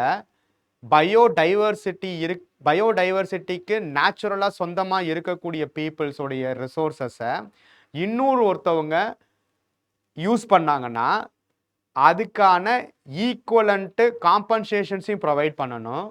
அதே சமயத்தில் அது அந்த என்விரான்மெண்ட்டை டீக்ரேட் பண்ணாத வகையில் அந்த மெக்கானிசமும் இருக்கணும். அந்த பீப்புளுடைய இண்டிஜினஸ் நேட்டிவ் பீப்புளுடைய லைவ்லிஹுட்ஸையும் அவங்களுடைய எக்கனாமிக் பெனிஃபிட்ஸையும் அட்ரஸ் பண்ணக்கூடிய வகையில் இருக்கலாம். So that peoples who are the real owners of those bio knowledge அதையும் ப்ரொடெக்ட் பண்ணணும், அந்த பயோடைவர்சிட்டி ப்ரிசர்வ் பண்ணணும் அப்படின்றதுக்காக கொண்டு வரப்பட்டது தான் இதெல்லாமே நகோயா ப்ரோட்டோகாலும் கியோட்டோ ப்ரோட்டோகாலும். இது ரிலேட்டடாக பயோடைவர்சிட்டி கன்வென்ஷன்ஸ் இது எல்லாமே நம்ம அடுத்த செஷன்ஸில் கன்வென்ஷன் ஆன் பயோலாஜிக்கல் டைவர்சிட்டியை அடிப்படையாக வச்சு பயோடைவர்சிட்டி மேனேஜ்மெண்ட் ஆக்ட் இந்தியாவில் கொண்டு வந்திருக்காங்க. இந்தியன் ரிலேட்டடான இனிஷியேட்டிவ்ஸ் எல்லாமே அடுத்த செஷன்ஸில் பார்க்கலாம். ஓகேவா? So fair and equitable sharing of benefits from the genetic resources. எந்தெந்த ஜெனட்டிக் ரிசோர்ஸஸை நம்ம யூஸ் பண்ணுறோமோ அதுக்கு நியாயமாக போய் சேர வேண்டியவங்களுக்கு fair and equitable form of distribution of the benefits arising out of those usages of resources என்றது இதனுடைய protocol. இதனுடைய purpose என்ன? It prevents privacy and ensures access and benefit sharings. இது யாருக்கெல்லாம் அப்ளை ஆகும்? countries utilizing the genetic resources for commercial and research purposes. இதுக்கு ஒரு best example, ஒரு pharmaceutical company using a traditional plant for drug development must share the benefits with the indigenous communities. ஓகேவா? ஒரு tribal community ஏதோ ஒரு மூலிகை பிளான்ஸை வந்துட்டு காலகாலமாக வளர்த்துட்டு இருக்காங்கன்னா அந்த பிளான்ட்ல இருந்து ஒரு ட்ரக்கை தயாரித்து அதுக்கு பேட்டன்ட்டை வாங்கி வேர்ல்டு ஃபுல்லாகவே பெரிய லெவலில் கமர்ஷியலாக கெயின் பண்ணாங்கன்னா அதுக்கான சோர்ஸ் யாருக்கு தான் போயாகணும்? அந்த ட்ரைபல் பீப்புளுக்கு தான் போயாகணும். அது அவங்களுடைய ட்ரெடிஷ்னல் நாலேஜ், இயர்ஸ் அண்ட் இயர்ஸாக ஜெனரேஷன்ஸாக அவங்களுடைய ஓன் நாலேஜ் அண்டு ட்ரெடிஷன்ஸ் அடிப்படையாக வச்சுருக்கக்கூடிய பயோடைவர்சிட்டி நேச்சர் அடிப்படையாக வச்சுருக்கக்கூடிய ஒரு விஷயங்களை இன்னொருத்தவங்க தப்பான முறையில் யூஸ் பண்ணிடக்கூடாது. அதை ப்ரிவென்ட் பண்ணுறதுக்காக கொண்டு வரப்பட்டது தான் இந்த நகோயா புரோட்டோகால். அதே மாதிரி அந்த biological diversity is an unique concept. ஓகேவா? ஒவ்வொரு ரீஜன்லையும் பயோடைவர்சிட்டி வேரி ஆகும். அந்த பயோடைவர்சிட்டி வேரி ஆகிறது தான் பார்ட் ஆஃப் நேச்சர். அப்போ ஒரு ரீஜனில் இருக்கக்கூடிய ஒரு ஆர்கானிசம் இன்னொரு ரீஜனுக்கு ஜெனட்டிக்கலி மாடிஃபைடாகவோ அல்லது இன்னொரு வேறு விதமான லேண்ட்ஸ்கேப்புக்கு போணுச்சுன்னா ஆட்டோமேட்டிக்காகவே இன்வேசிவ் ஏலியன் ஸ்பீசிஸாக வரதுக்கான பாசிபிலிட்டிஸ் இருக்குது. அதனால் ஏற்படக்கூடிய ஹெல்த் ரிலேட்டடான காம்பனன்ட்ஸ் நடக்கிறதுக்கான விஷயங்களும் இருக்குது. அப்போ அந்த மாதிரி ஒரு living modified organism, genetically modified ஆர்கானிசத்தை ஒரு இடத்துல இன்னொரு இடத்துக்கு கொண்டு போகிறோம்னா we should have a proper mechanism to address the negative effects of those transition of those genetically modified organisms. அது கீழே வரது தான் கன்வென்ஷன் கார்டிஜனா புரோட்டோகால். இதுவும் பார்ட் ஆஃப் சிபிடி தான். Regulation of cross border movement of living modified organisms ensures biosafety by controlling the LMO's transboundary movement. It reduces the potential environmental as well as health risk. Okay, a country exporting genetically modified crops must follow biosafety regulations in the importing country. இப்போ இந்த எல்எம்ஓஸு ஒருவேளை other கண்ட்ரீஸ்க்கு போய் அங்கே பெரிய லெவலில் பாதிப்புகள் ஏற்பட்டுச்சுன்னா அந்த பாதிப்புக்கான காம்பன்சேஷனையும் இன் terms of டேமேஜை address பண்ணுறதுக்காக நம்ம இன்னொரு கண்ட்ரிக்கு கொடுக்கணும்ல, அதுக்கான மெக்கானிசத்தை அதுலேருந்து எக்ஸ்டெண்ட் பண்ணியிருக்கிறது தான் என்னது? Nagoya Kuala Lumpur supplementary protocol. It is addition to the Cartagena protocol தான். இது என்னது? It fixes the liability and redresses the issue for damage from LMOs. Liability standards and resource mechanisms. ஓகேவா? countries affected by damage from LMOs. For example, if an LMO crop spreads uncontrollably and harms local biodiversity, it must provide a proper compensation to the regions or the countries where it has been introduced. So அப்போது இந்த நாள் இது ஏற்படக்கூடாதுன்றதை நம்ம முடிஞ்ச வரைக்கும் address பண்ணணும். அந்த பாதிப்பு ஒருவேளை ஏற்பட்டுச்சுன்னா அதை ப்ராப்பரான வேலை காம்பன்சேட் பண்ணணுன்றதையும் நகோயா கோலாலம்பூர் சப்ளிமெண்ட்ரி ப்ரோட்டோகால் சொல்லுது. நீ பாசிட்டிவான வேலை பயன்படுத்திக்கிறன்னா அந்த பாசிட்டிவான வேலை பயன்படுத்திக்கிறதுலேருந்து நீ டெவலப் பண்ணக்கூடிய கமர்ஷியல் எலிமெண்ட்ஸை அதுக்கான சொந்தக்காரங்க கிட்ட நீங்கள் ரைட்டான வகையில் ஷேர் பண்ணணும்னு சொல்கிறது தான் நகோயா ப்ரோட்டோகால். ஓகேவா? இதை நமக்கு நியாயமான முறையில் வரணும்னா we should have the proper knowledge of IPR. ஓகேவா? ஸோ இன்டெலெக்சுவல் ப்ராப்பர்ட்டி ரைட்ஸ் நம்ம சொல்கிறோம்ல, இது ரிலேட்டடாக இருக்கக்கூடிய எல்லா விஷயமுமே we need to focus on. ஓகேவா? ஸோ அதுவும் ஒரு important component of Nagoya protocol தான். அப்போ இந்த விஷயங்களை பற்றின பேசிக்ஸ் நமக்கு தெரியணும். ஓகேவா? அதுக்கப்புறம் இந்த ஃபண்டு ரிலேட்டடாக இருக்கிறது எல்லாமே கேள்விகளை கேட்டிருக்காங்களா? அதில் ரொம்ப ரொம்ப முக்கியமானது என்னது? இருக்கிறே ப்ராடராக இருக்கிறது குளோபல் என்விரான்மெண்ட் ஃபெசிலிட்டி. ஸோ இது யாரால எஸ்டாப்ளிஷ் பண்ணப்பட்டுச்சுன்னா world bank, UNDP and UNEP இந்த இயர் ஆஃப் 1991 எஸ்டாப்ளிஷ் பண்ணப்பட்டுச்சு. ஸோ இதுதான். ஏன்னா எல்லா விதமான என்விரான்மெண்ட் ரிலேட்டடான விஷயங்களையும் அட்ரஸ் பண்ணணும்னா we need to have a fund. That fund will be collected and maintained in the form of global environment facilities, biodiversity, climate change, forest desertification and chemicals. So இது எந்தெந்த இம்பார்ட்டண்ட்டான கன்வென்ஷன்ஸ் அண்ட் ப்ரோட்டோகால்ஸோட இம்ப்ளிமெண்டேஷன்ஸ்க்கு பேசிக்கான fundus சோர்ஸஸாக இருக்குதுன்னா யுஎன்எஃப்சிசி, CBT, Stockholm conventions இது எல்லாத்தையுமே implement and execute பண்ணுறதுக்கு தேவையான fund மெக்கானிசத்தை இந்த குளோபல் என்விரான்மெண்ட் ஃபெசிலிட்டி மூலியமாக தான் செயல்படுத்துவாங்க. ஸோ அதே மாதிரி ஃபாரஸ்ட் கார்பன் பார்ட்னர்ஷிப் ஃபெசிலிட்டி இது யாரோடது? வேர்ல்டு பேங்கோடது. இது யாருக்கு? Reducing the emissions from deforestations and degradations, readiness and implementations for the developing countries. இது ரெண்டு மெக்கானிசம்ஸ் என்னது? Readiness fund and carbon fund. So யாரெல்லாம் வெரிஃபைடு எமிஷன் ரிடக்ஷன்ஸ் பண்ணுறாங்களோ அவங்களுக்கு காம்பன்சேட்டரியாக கார்பன் ஃபண்டு மூலியமாக ஃபண்டிங் ப்ரொவைட்ஸ் பண்ணுவாங்க. தென் மூணாவது இம்பார்ட்டண்ட்டானது என்னது? Green climate fund. இது ஸ்பெசிஃபிக்காக யாரால இம்ப்ளிமெண்ட் பண்ணப்பட்டது? யுஎன்எஃப்சிசியால் இம்ப்ளிமெண்ட் பண்ணப்பட்டுச்சு. இதுவும் என்னது? Mitigation and adaptation actions for the developing கண்ட்ரீஸ்க்காக. So largest dedicated climate fund. It also funds projects including the REDD plus mechanisms. ஓகேவா? ஸோ எதெல்லாம் டீஃபாரஸ்டேஷனை குறைச்சி அஃபாரஸ்டேஷன் ஆக்டிவிட்டீஸ் பண்ணதோ அல்லது ஃபாரஸ்ட்டை ப்ரிசர்வ் பண்ணக்கூடிய விஷயங்களை பண்ணதோ அல்லது டீக்ரடேஷன் அட்ரஸ் பண்ணக்கூடிய விஷயங்கள் இருக்கோ இதுக்காகவும் you can get the resources from green climate fund. பேர்லேயே இருக்குது. ஓகேவா? அதே மாதிரி யூஎன் ரெட் ஃபண்டு ப்ரோக்ராம் இதனுடைய எஸ்டாப்ளிஷ்டு யார் கண்ட்ரோல் கீழே வருது? UNEP, FAO and UNDP. So இதுவும் national REDD plus strategies and forest governments focuses on capacity building. Then இதெல்லாமே adaptation fund is a part of Kyoto Protocol financing for the adaptation mechanisms. It is also a part of clean development mechanism projects. ஏன்னா இப்போ இந்த clean development mechanism projects மூலிமா emission reduction டார்கெட்ஸை வந்துட்டு achieve பண்ணிட்டாங்கன்னா அந்த carbon கிரெடிட்ஸை பயன்படுத்தியே you can provide for the adaptations of other countries and developing as well as under developed கண்ட்ரீஸ்க்கு. அதே மாதிரி பயோ கார்பன் ஃபண்டு அப்படின்றது யாரோடது? வேர்ல்டு பேங்கோட தான். ஃபாரஸ்ட் கார்பன் பார்ட்னர்ஷிப் ஃபெசிலிட்டியும் சரி பயோ கார்பன் ஃபண்டும் சரி directly controlled by World Bank தான். இதனோட பர்பஸ் என்னது? Sustainable land use, reduce greenhouse gas emissions, focus on jurisdictional REDD plus programmes and private sector engagement. இது எல்லாத்துலேயுமே இது இருக்கும். அப்போ இந்த ஃபண்டு ரிலேட்டடாக ஃபாரஸ்ட் ரிலேட்டடாக எந்த ஒரு நியூ இனிஷியேட்டிவ்ஸ் வந்தாலும் அந்த ஃபண்டு முதல்ல என்ன பர்பஸஸ்க்காக இருக்குது, அந்த ஃபண்டை மெயின்டைன் பண்ணுறவங்க யார், அந்த ஃபண்டை எக்ஸிக்யூட் பண்ணுறதுக்கு கீழே இருக்கக்கூடிய மெக்கானிசம் என்ன, இது மூணுமே ரொம்ப ரொம்ப முக்கியம். ஓகேவா? அப்போ இதெல்லாத்தையும் அடிப்படையாக வச்சு தான் இந்த கேள்விகளை நம்ம வந்து பார்க்கலாம். ஸோ இதில் நிறைய வந்து ரேண்டமான கொஷின்ஸும் வந்திருக்கும். அதை நம்ம வந்து இண்டிவிஜுவலாக தான் பார்க்கணும். ஸோ இதில் என்னது? Which one of the following is associated with the issue of controlled phase of the use of ozone depleting substances? எது? நமக்கு மான்ட்ரியல் புரோட்டோகால் தான். ஓகேவா?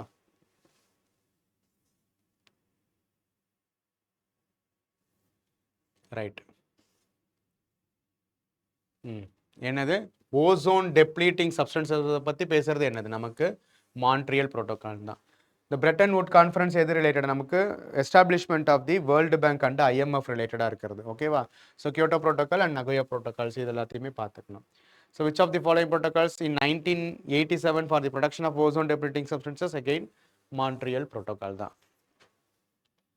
So greenhouse gas protocol is not a Kyoto protocol. It is an international accounting tool for government and business leaders to understand, quantify and manage the greenhouse gas emissions. ஓகேவா?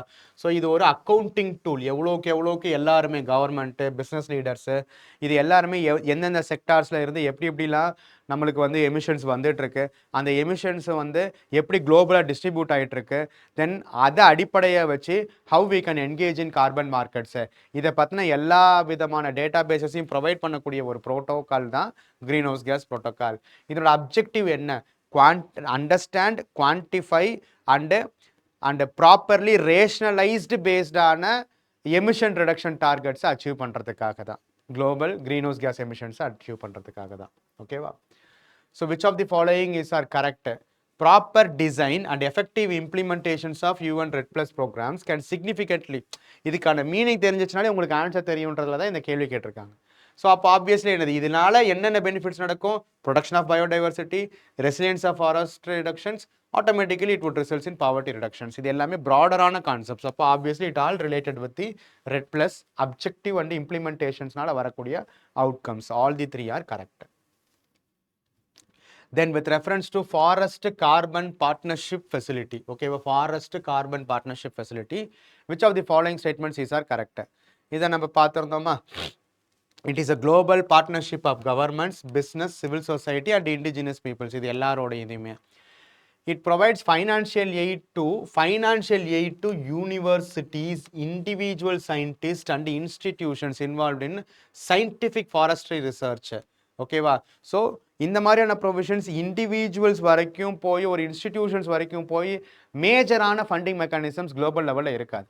அப்போ லாஜிக்கலாகவே இது வந்து தப்பாக தான் இருக்கலாம். மூணாவதும் பாருங்க, it assist the countries in their REDD plus targets by providing them with financial and technical assistance. இது யாருக்கு தான்? மோஸ்ட்லி டெவலப்பிங் கண்ட்ரீஸ்க்கு தான் இது வாய்ப்புகள் இருக்கு. ஓகேவா? அப்போ individual financial aid to universities, individual சயின்டிஸ்ட்ன்றதுக்கு லாஜிக்கலி பாசிபிளே கம்மியாக தான் இருக்கும். இப்போ ஆன்சர் ஃபார் திஸ் கொஸ்டின் என்னது?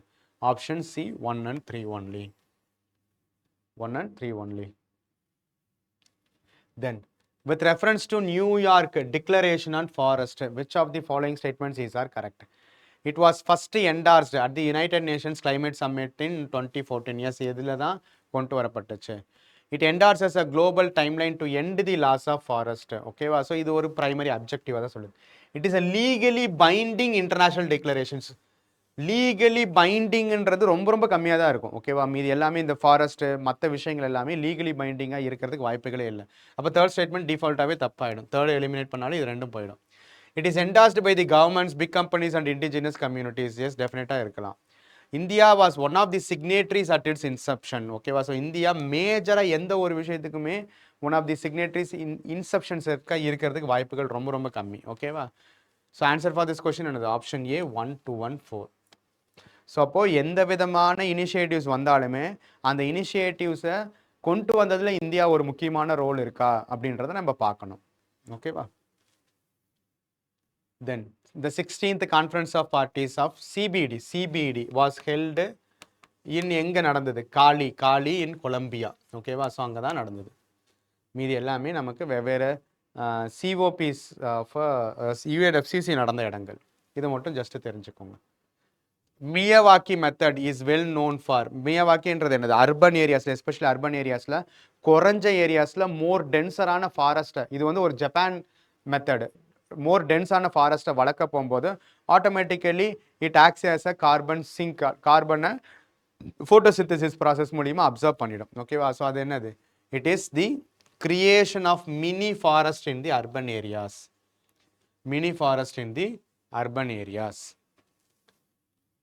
Then Biocarbon Fund Initiative for Sustainable Forest Landscapes is managed by whom?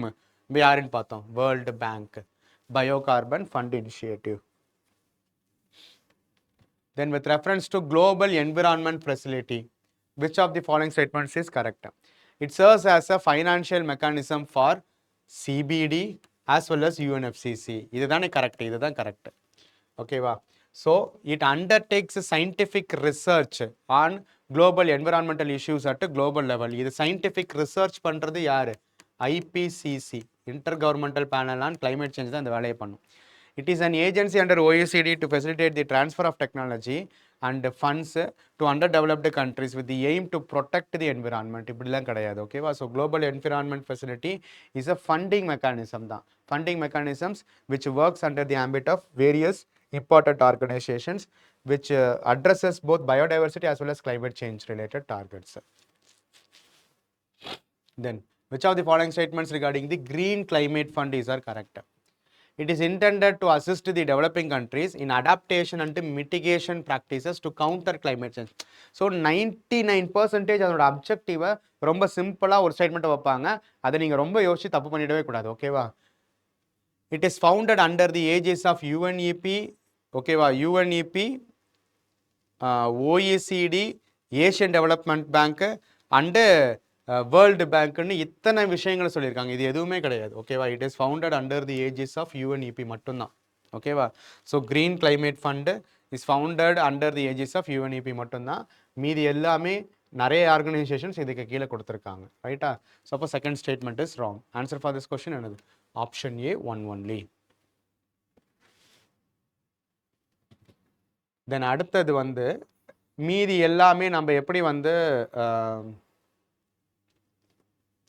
இதுக்கு முன்னாடி இருக்கக்கூடிய செஷன்ஸில் நியூஸஸில் பிளாஸ்டிக்ஸ் ரிலேட்டடாக இருக்கக்கூடியது எல்லாமே ரேண்டமான கொஷின்ஸாக வந்ததோ அந்த மாதிரி சில ரேண்டமான கொஷின்ஸை நம்ம வந்து இது இது இது வந்து என்னென்னா அந்த இனிஷியேட்டிவ்ஸோடைய கான்டெக்ஸ்டையும் அப்ஜெக்டிவும் வச்சு அதோட ஃபோக்கஸை நம்ம பார்க்கணும். ஓகேவா? ஸோ கிளைமேட் ஆக்ஷன் ரிலேட்டடாக, கிளைமேட் ஸ்மார்ட் அக்ரிகல்ச்சர் ரிலேட்டடாக, பொல்யூஷன் ரிடக்ஷன் ரிலேட்டடாக, ஏதாவது மார்க்கெட் மெக்கானிசம் ரிலேட்டடாக, இண்டிவிஜுவலான இம்பார்ட்டண்ட்டான இனிஷியேட்டிவ்ஸ் எது வந்தாலுமே அதை அப்ஜெக்டிவ் என்ன, அதை கொண்டு வந்திருக்கிறது யார் கொண்டு வந்திருக்காங்க, அது யார் யாருக்கெல்லாம் பொருந்தும் அப்படின்ற 3 ஆங்கிள்லையுமே பார்த்து வச்சுக்கணும்.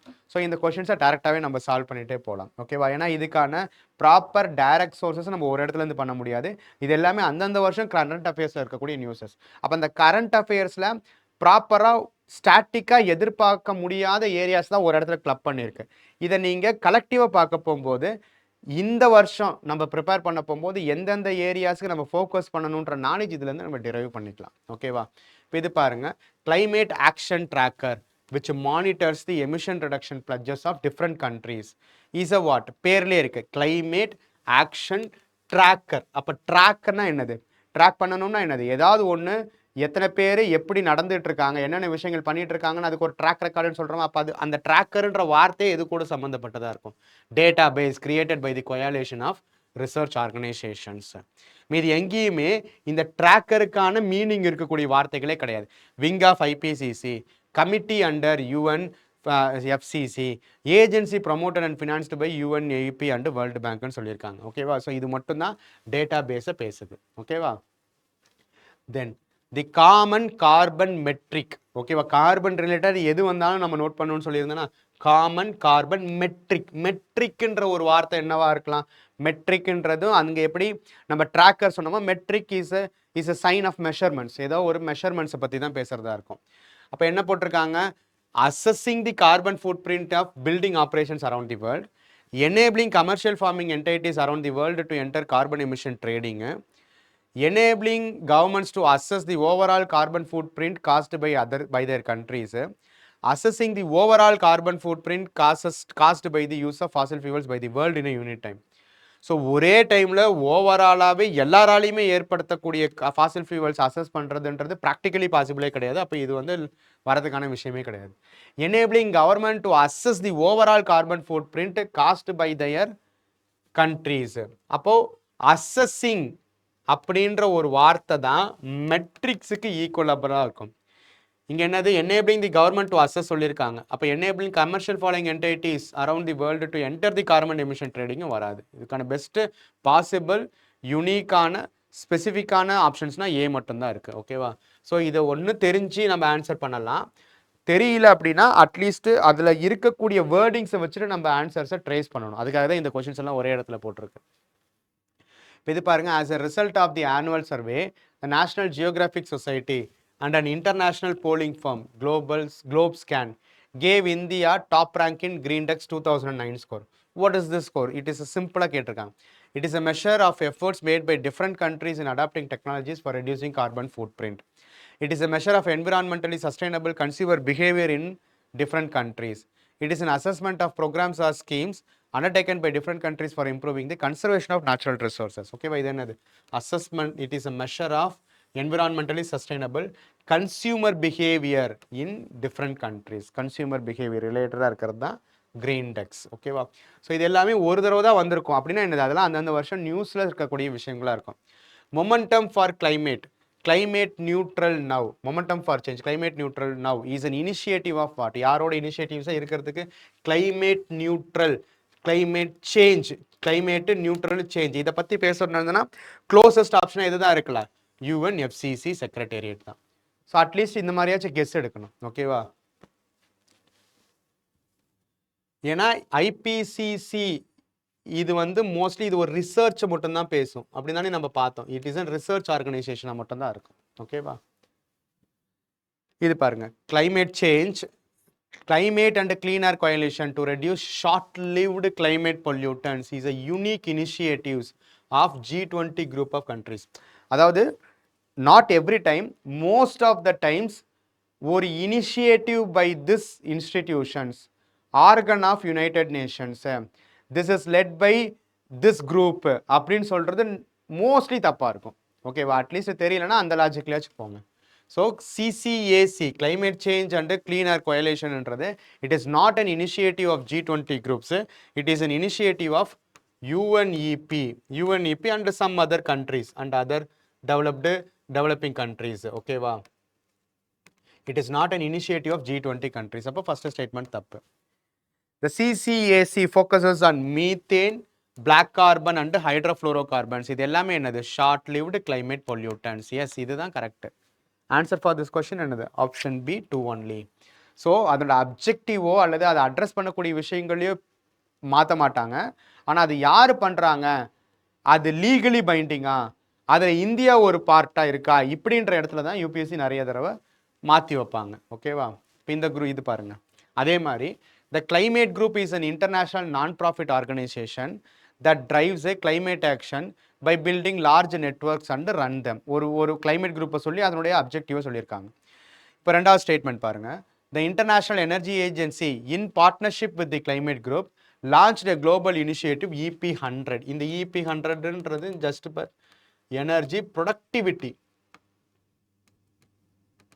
ஏன்னா energy, electricity and heat producers are the largest sources of carbon எமிட்டர்ஸ்ன்றதை நம்ம போன செஷன்ஸ்லேயே பார்த்துருந்தோம்.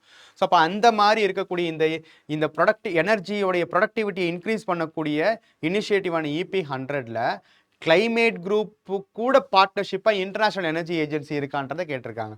நோ, இது correct, but it is not the international energy agency. அது யாருன்னா alliance for partnership with alliance to save energy, alliance to save energy அப்படின்ற இன்னொரு ஒரு என்ஜிஓ. ஓகேவா?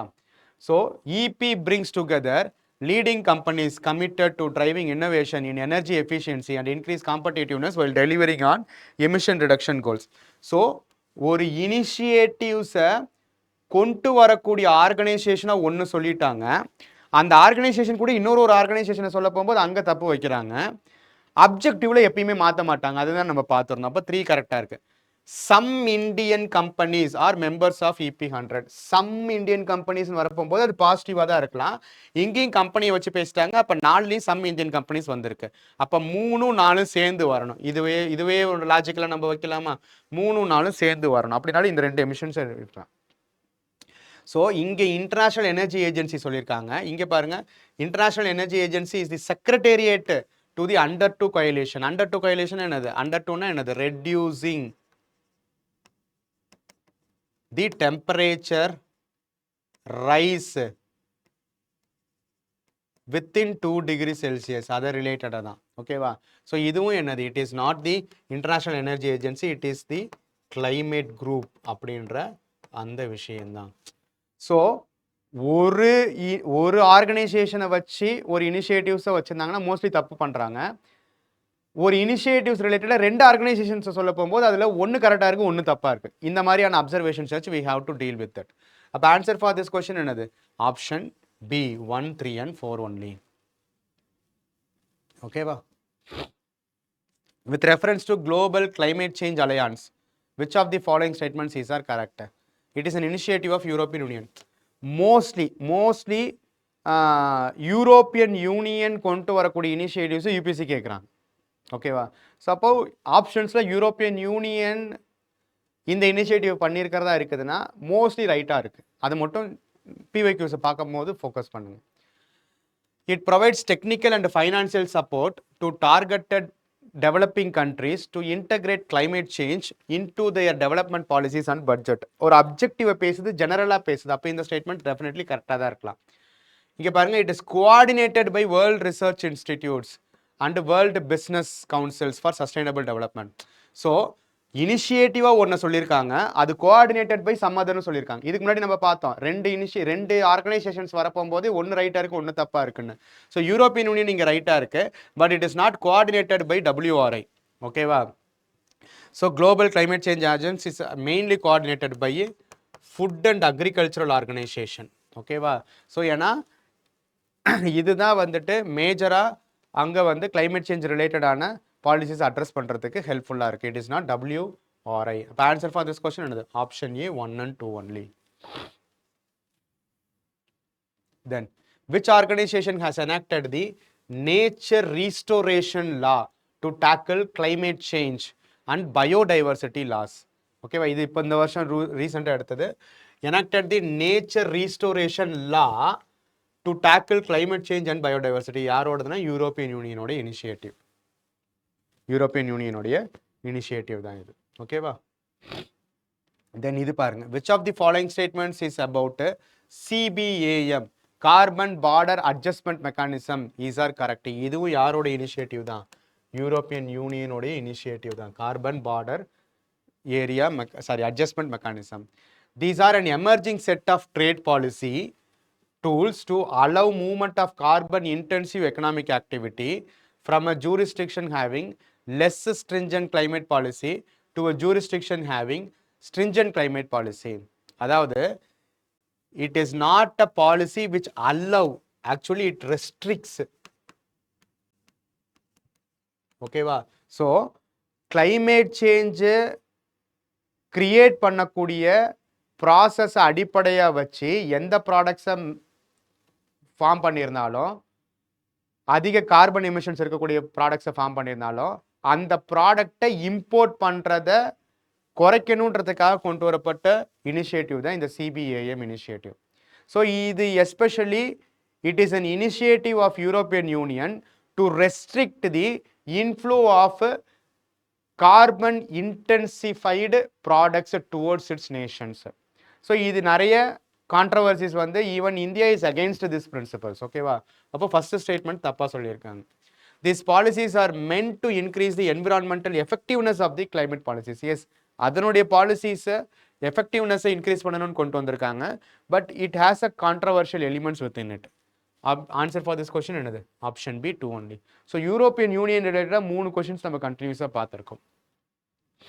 இந்த கொஸ்டின் பாருங்க. With reference to the IUCN, international union for conservation of nature and natural resources, and the Convention on International Trade in Endangered Species of Wild Fauna and Flora, CITES. Which of the following statements is are correct?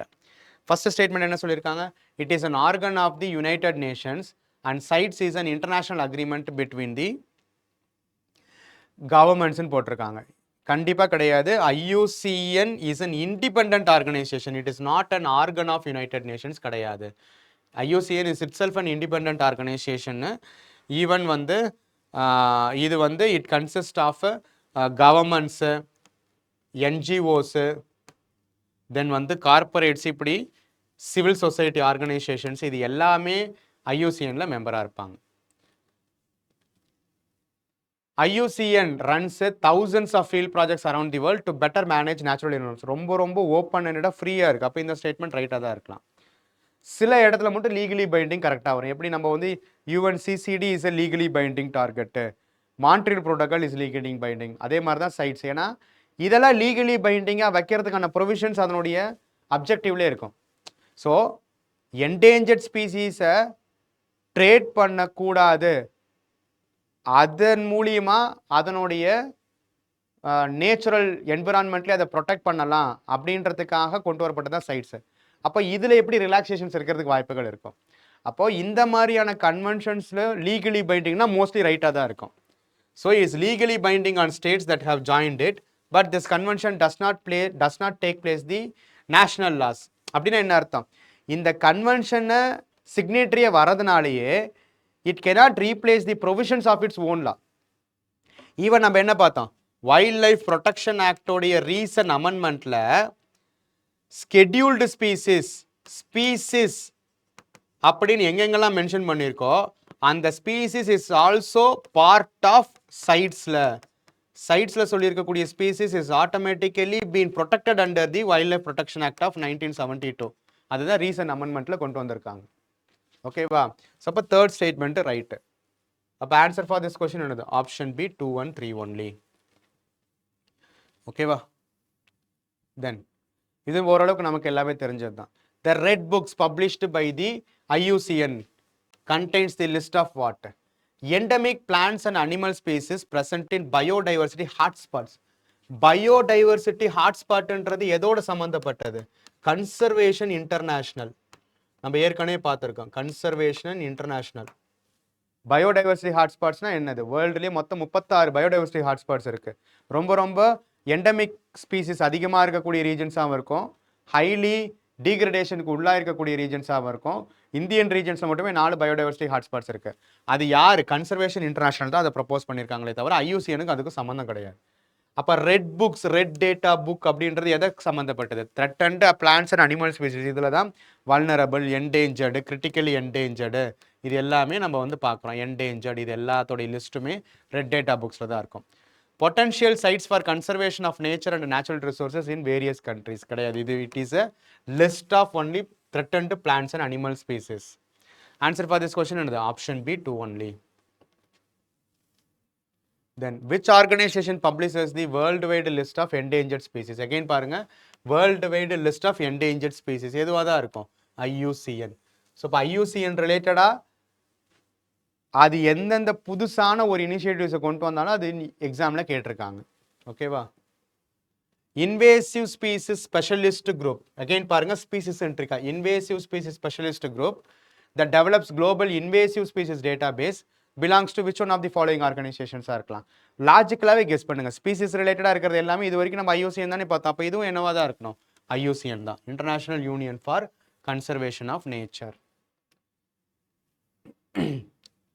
இது பாருங்க, consider the following statements about the Intergovernmental Panel on Climate Change. It is an international body for assessing the science related to climate change. Yes, அதுதானே scientific assessments, அதுதான் என்னது synthesis reports, இது எல்லாத்தையுமே நமக்கு வந்து provide பண்ணுவாங்க. ஐபிசிசி தான் provide பண்ணுவோம். It was set up in the year of 1988 by world meteorological organisations. Yes, இதுவும் இது கரெக்ட் தான், இயரும் கரெக்ட் தான், ஆர்கனைசேஷனும் கரெக்ட் தான், but partially correct.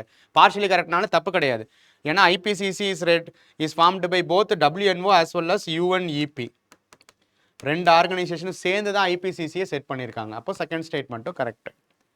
Answer for this question என்னது? Option C, both 1 and 2. ஏன்னா ஒன்லீன்னு கொடுக்கல, ஒன்லீன் கொடுத்துருந்தா மட்டும்தான் இது தப்பு. It was set up by both the organizations. One of the organizations இருந்தாலுமே அது கரெக்ட் தான். Consider the following statements in respect of trade related analysis of fauna and flora in commerce. இதுதான் டிராஃபிக்னு சொல்லுவாங்க. இப்போ கிட்டத்தட்ட சைட்ஸ் மாதிரி தான். Is a bureau under United Nations Environment Programme. ஓகேவா? ஸோ ஏற்கனவே நான் சொல்லியிருக்கிற மாதிரி it is an organ of United Nations. It is initiated by this. It is launched by this. அப்படின்ற இடத்துல மோஸ்ட்லி தப்பாக வைக்கிறாங்கன்னு சொன்னோன்னா, it is not by United Nations Environment Programme. பேரிலே ஸ்பீசிஸாக இருக்கிறதுனால அப்போ டிஃபால்ட்டாக இதில் எது கான்ஃபனண்ட்டாக இருக்கலாம்?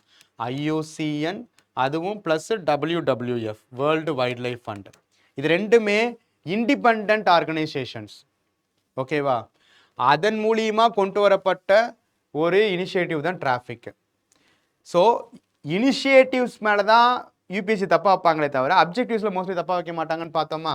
த mission of TRAFFIC is to ensure that trade in wild plants and animals is not a threat to the conservation of nature. ரொம்ப ஜெனரலாக ஓப்பனடாக இருக்குது. அப்போ இது கரெக்டாக தான் இருக்கும். சப்போஸ் எதில் தப்பு வைப்பாங்கன்றதை நம்ம கவனிக்கணும். ஆன்சர் ஃபார் திஸ் கொஸ்டின் என்னது? Option B 2 only. தென் அதே மாதிரி with reference to an initiative called the economics of ecosystems and biodiversity. Which of the following statements is are correct? Again பாருங்க, it is an initiative hosted by UNEP, IMF and World Economic Organizations. 3 organizations கொடுத்துருக்காங்க. அப்போ most probably இது தப்பாக தான் இருக்கலாம். Initiative hosted by UNEP correct, but மீதி எதுவும் correct இல்லை. இப்போ ஃபர்ஸ்ட் ஸ்டேட்மெண்ட் தப்பு. ரெண்டாவது statement, it is a global initiative that focuses on drawing attention to the economic benefits of biodiversity. பேர்லேயே இருக்கு எக்கனாமிக் பெனிஃபிட்ஸ் ஆஃப் பயோடைவர்சிட்டி. அப்போ இது கரெக்டாக தான் இருக்கலாம். It presents an approach that can help decision makers recognize, demonstrate and capture the value of ecosystems and economics னு வந்துருச்சு. அப்போ அந்த எக்கனாமிக்கல் ஆஸ்பெக்ட்ஸ் ஆஃப் பயோடைவர்சிட்டின்னு வரப்போகும்போது அது வந்து ஈகோசிஸ்டத்தோடைய வேல்யூ அண்ட் பயோடைவர்சிட்டி வேல்யூவை மெஷரபிள் ஃபார்மேட்டில் இருக்கணும்னு தானே இருக்கலாம். ஸோ இந்த ரெண்டு ஸ்டேட்மெண்ட்டுமே இதை பற்றின நாலேஜ் நமக்கு இல்லைனாலுமே இந்த ரெண்டு ஸ்டேட்மெண்ட்டுமே இதனுடைய அப்ஜெக்டிவாக இருக்கிறதுக்கு வாய்ப்புகள் இருக்குதுன்னு ரொம்ப காமன் சென்சிக்கலாகவே நம்ம அப்ரோச் பண்ணலாம். அப்போ தப்பு வைக்கிறதா இருந்தால் எங்கே தான் வைக்கிறாங்க? இனிஷியேட்டிவ்ஸ் யார் பண்ணுறதுன்ற அந்த ஃபேக்சுவல் இன்ஃபர்மேஷன்ஸில் தான் யூபிஎஸ்சி தப்பு வைக்கிறாங்க. அப்போ ஆன்சர் ஃபார் திஸ் கொஸ்டின் என்னது? Option 2 and 3. Not every time it could work, but most of the time initiatives led பைன்றதுல தப்பு பண்ணுவாங்க. இப்போ இந்த கொஸ்டின் பாருங்க, with reference to an international organization known as BirdLife International. Which of the following statements is are correct? It is a global partnership of conservation organizations. ரொம்ப ஓப்பன்-ended-ஆ இருக்குது. The concept of biodiversity hotspots originated from this organization. Again பாருங்க இந்த இடத்துல hotspot நம்ம ஏற்கனவே பார்த்திருக்கோம். அது வந்து கன்சர்வேஷன் இன்டர்நேஷனல்ன்ற பேர் வரதுனால கன்ஃபியூஸ் பண்றாங்க. அது கன்சர்வேஷன் இன்டர்நேஷனல், இது பேர்ட் லைஃப் இன்டர்நேஷனல். அப்ப இந்த இன்டர்நேஷனல் வச்சு நீங்க தப்பு பண்ணுவீங்கன்றதுக்காக क्वेश्चन செட் பண்றாங்க. செகண்ட் ஸ்டேட்மெண்ட் தப்பு. அப்போ பேர்ட் லைஃப் இன்டர்நேஷனல்னாலே அது ஆப்ஜெக்டிவ் கரெக்டாக தானே இருக்குது. It identifies the sites known as important bird areas and biodiversity areas. Definitely இது கரெக்டாக தான் இருக்கும். ஆன்சர் ஃபார் திஸ் கொஸ்டின் என்னது? Option C 1 and 3 only. ஓகேவா? ஸோ எப்படி எந்த இடத்துல யூபிஎஸ்சி தப்பு வைப்பாங்கன்றதை கவனிக்கணும். அங்கே Conservation International, bird life International, இன்னொன்று என்னது? Wetland International. ரொம்ப முக்கியம். நமக்கு வெட்லேண்ட்னாலே நமக்கு தெரிஞ்சது என்னது? ராம்சார் கன்வென்ஷன் தான். பட் ராம்சார் கன்வென்ஷனுக்கு முன்னாடியே கொண்டு வரப்பட்ட ஆர்கனைசேஷன் தான் என்னது? Wetland international.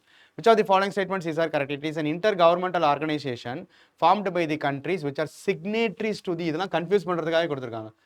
signatories to the Ramsar convention கிடையாது. Even wetland international were formed even in the year of 1954 form பண்ணிட்டாங்க. It is an NGO. ஓகேவா? பட் ராம்சார் கன்வென்ஷன் நமக்கு 1971 தான் வந்தது.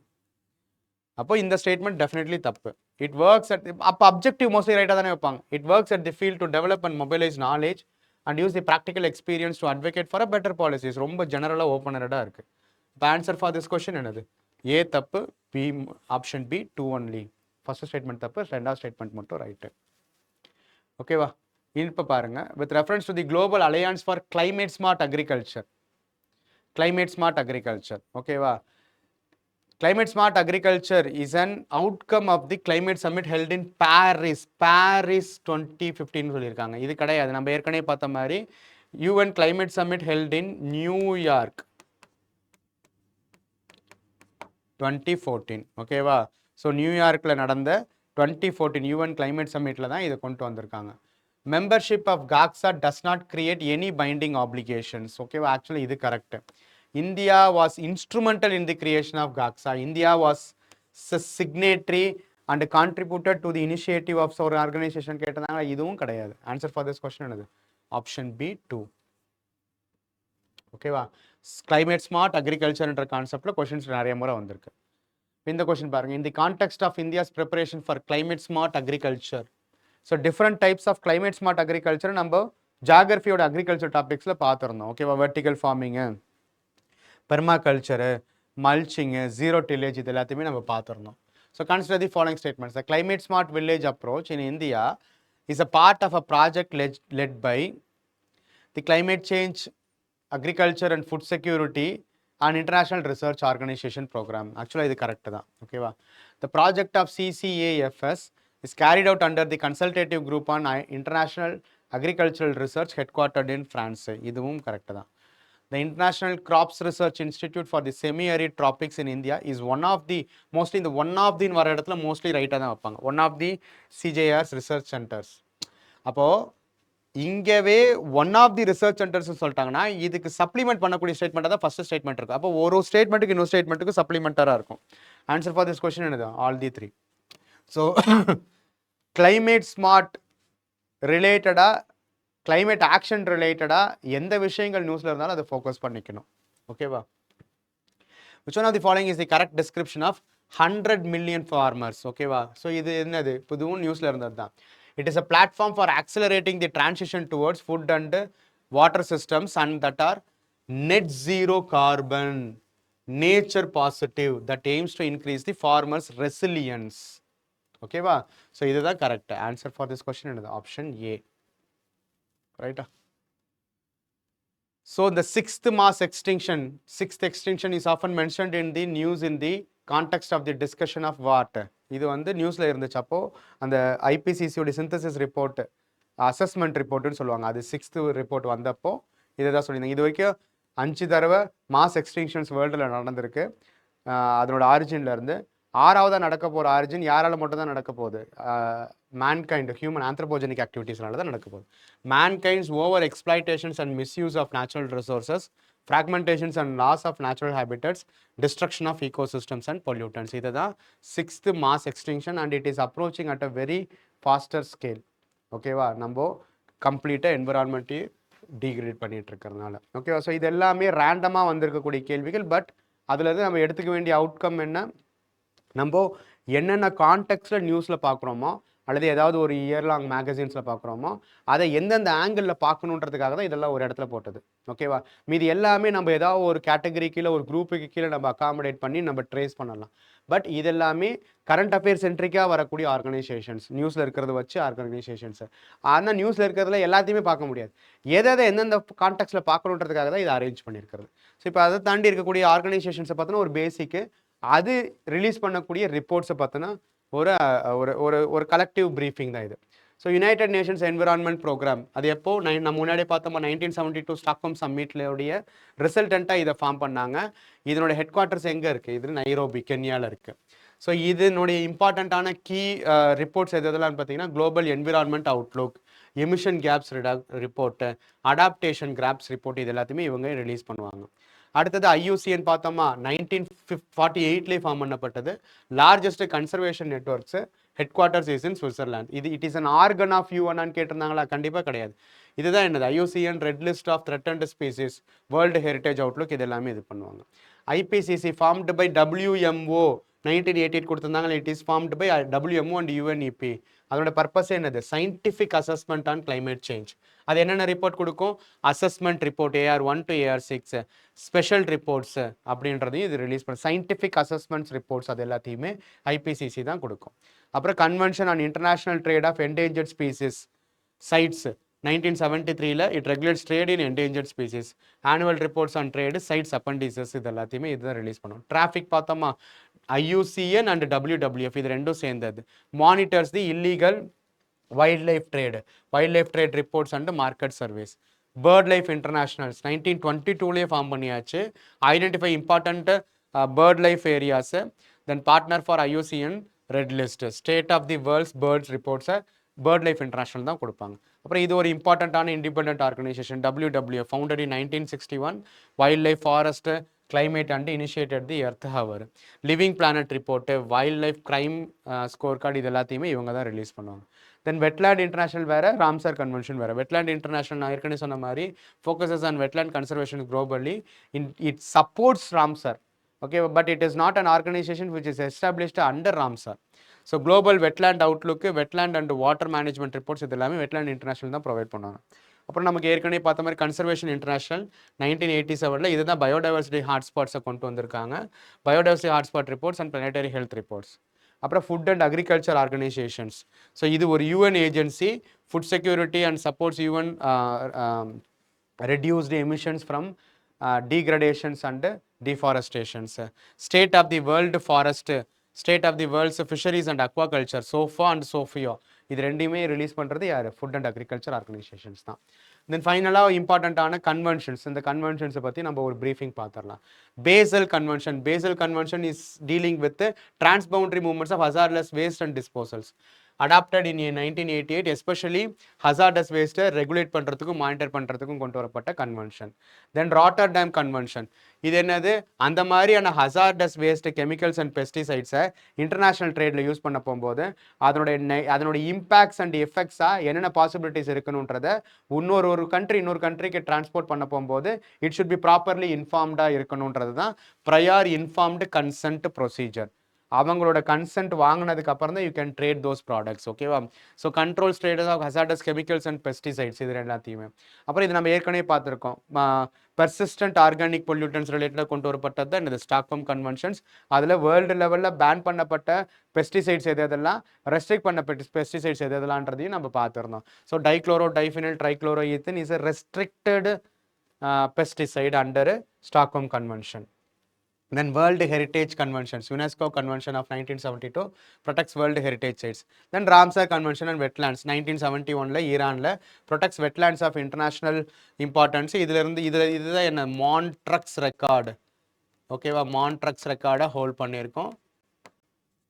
ஓகேவா, ஸோ அதுக்கப்புறம் international treaty and plant genetic resources and for food and agriculture 2001 கொண்டு வரப்பட்டது. இது ரெண்டு.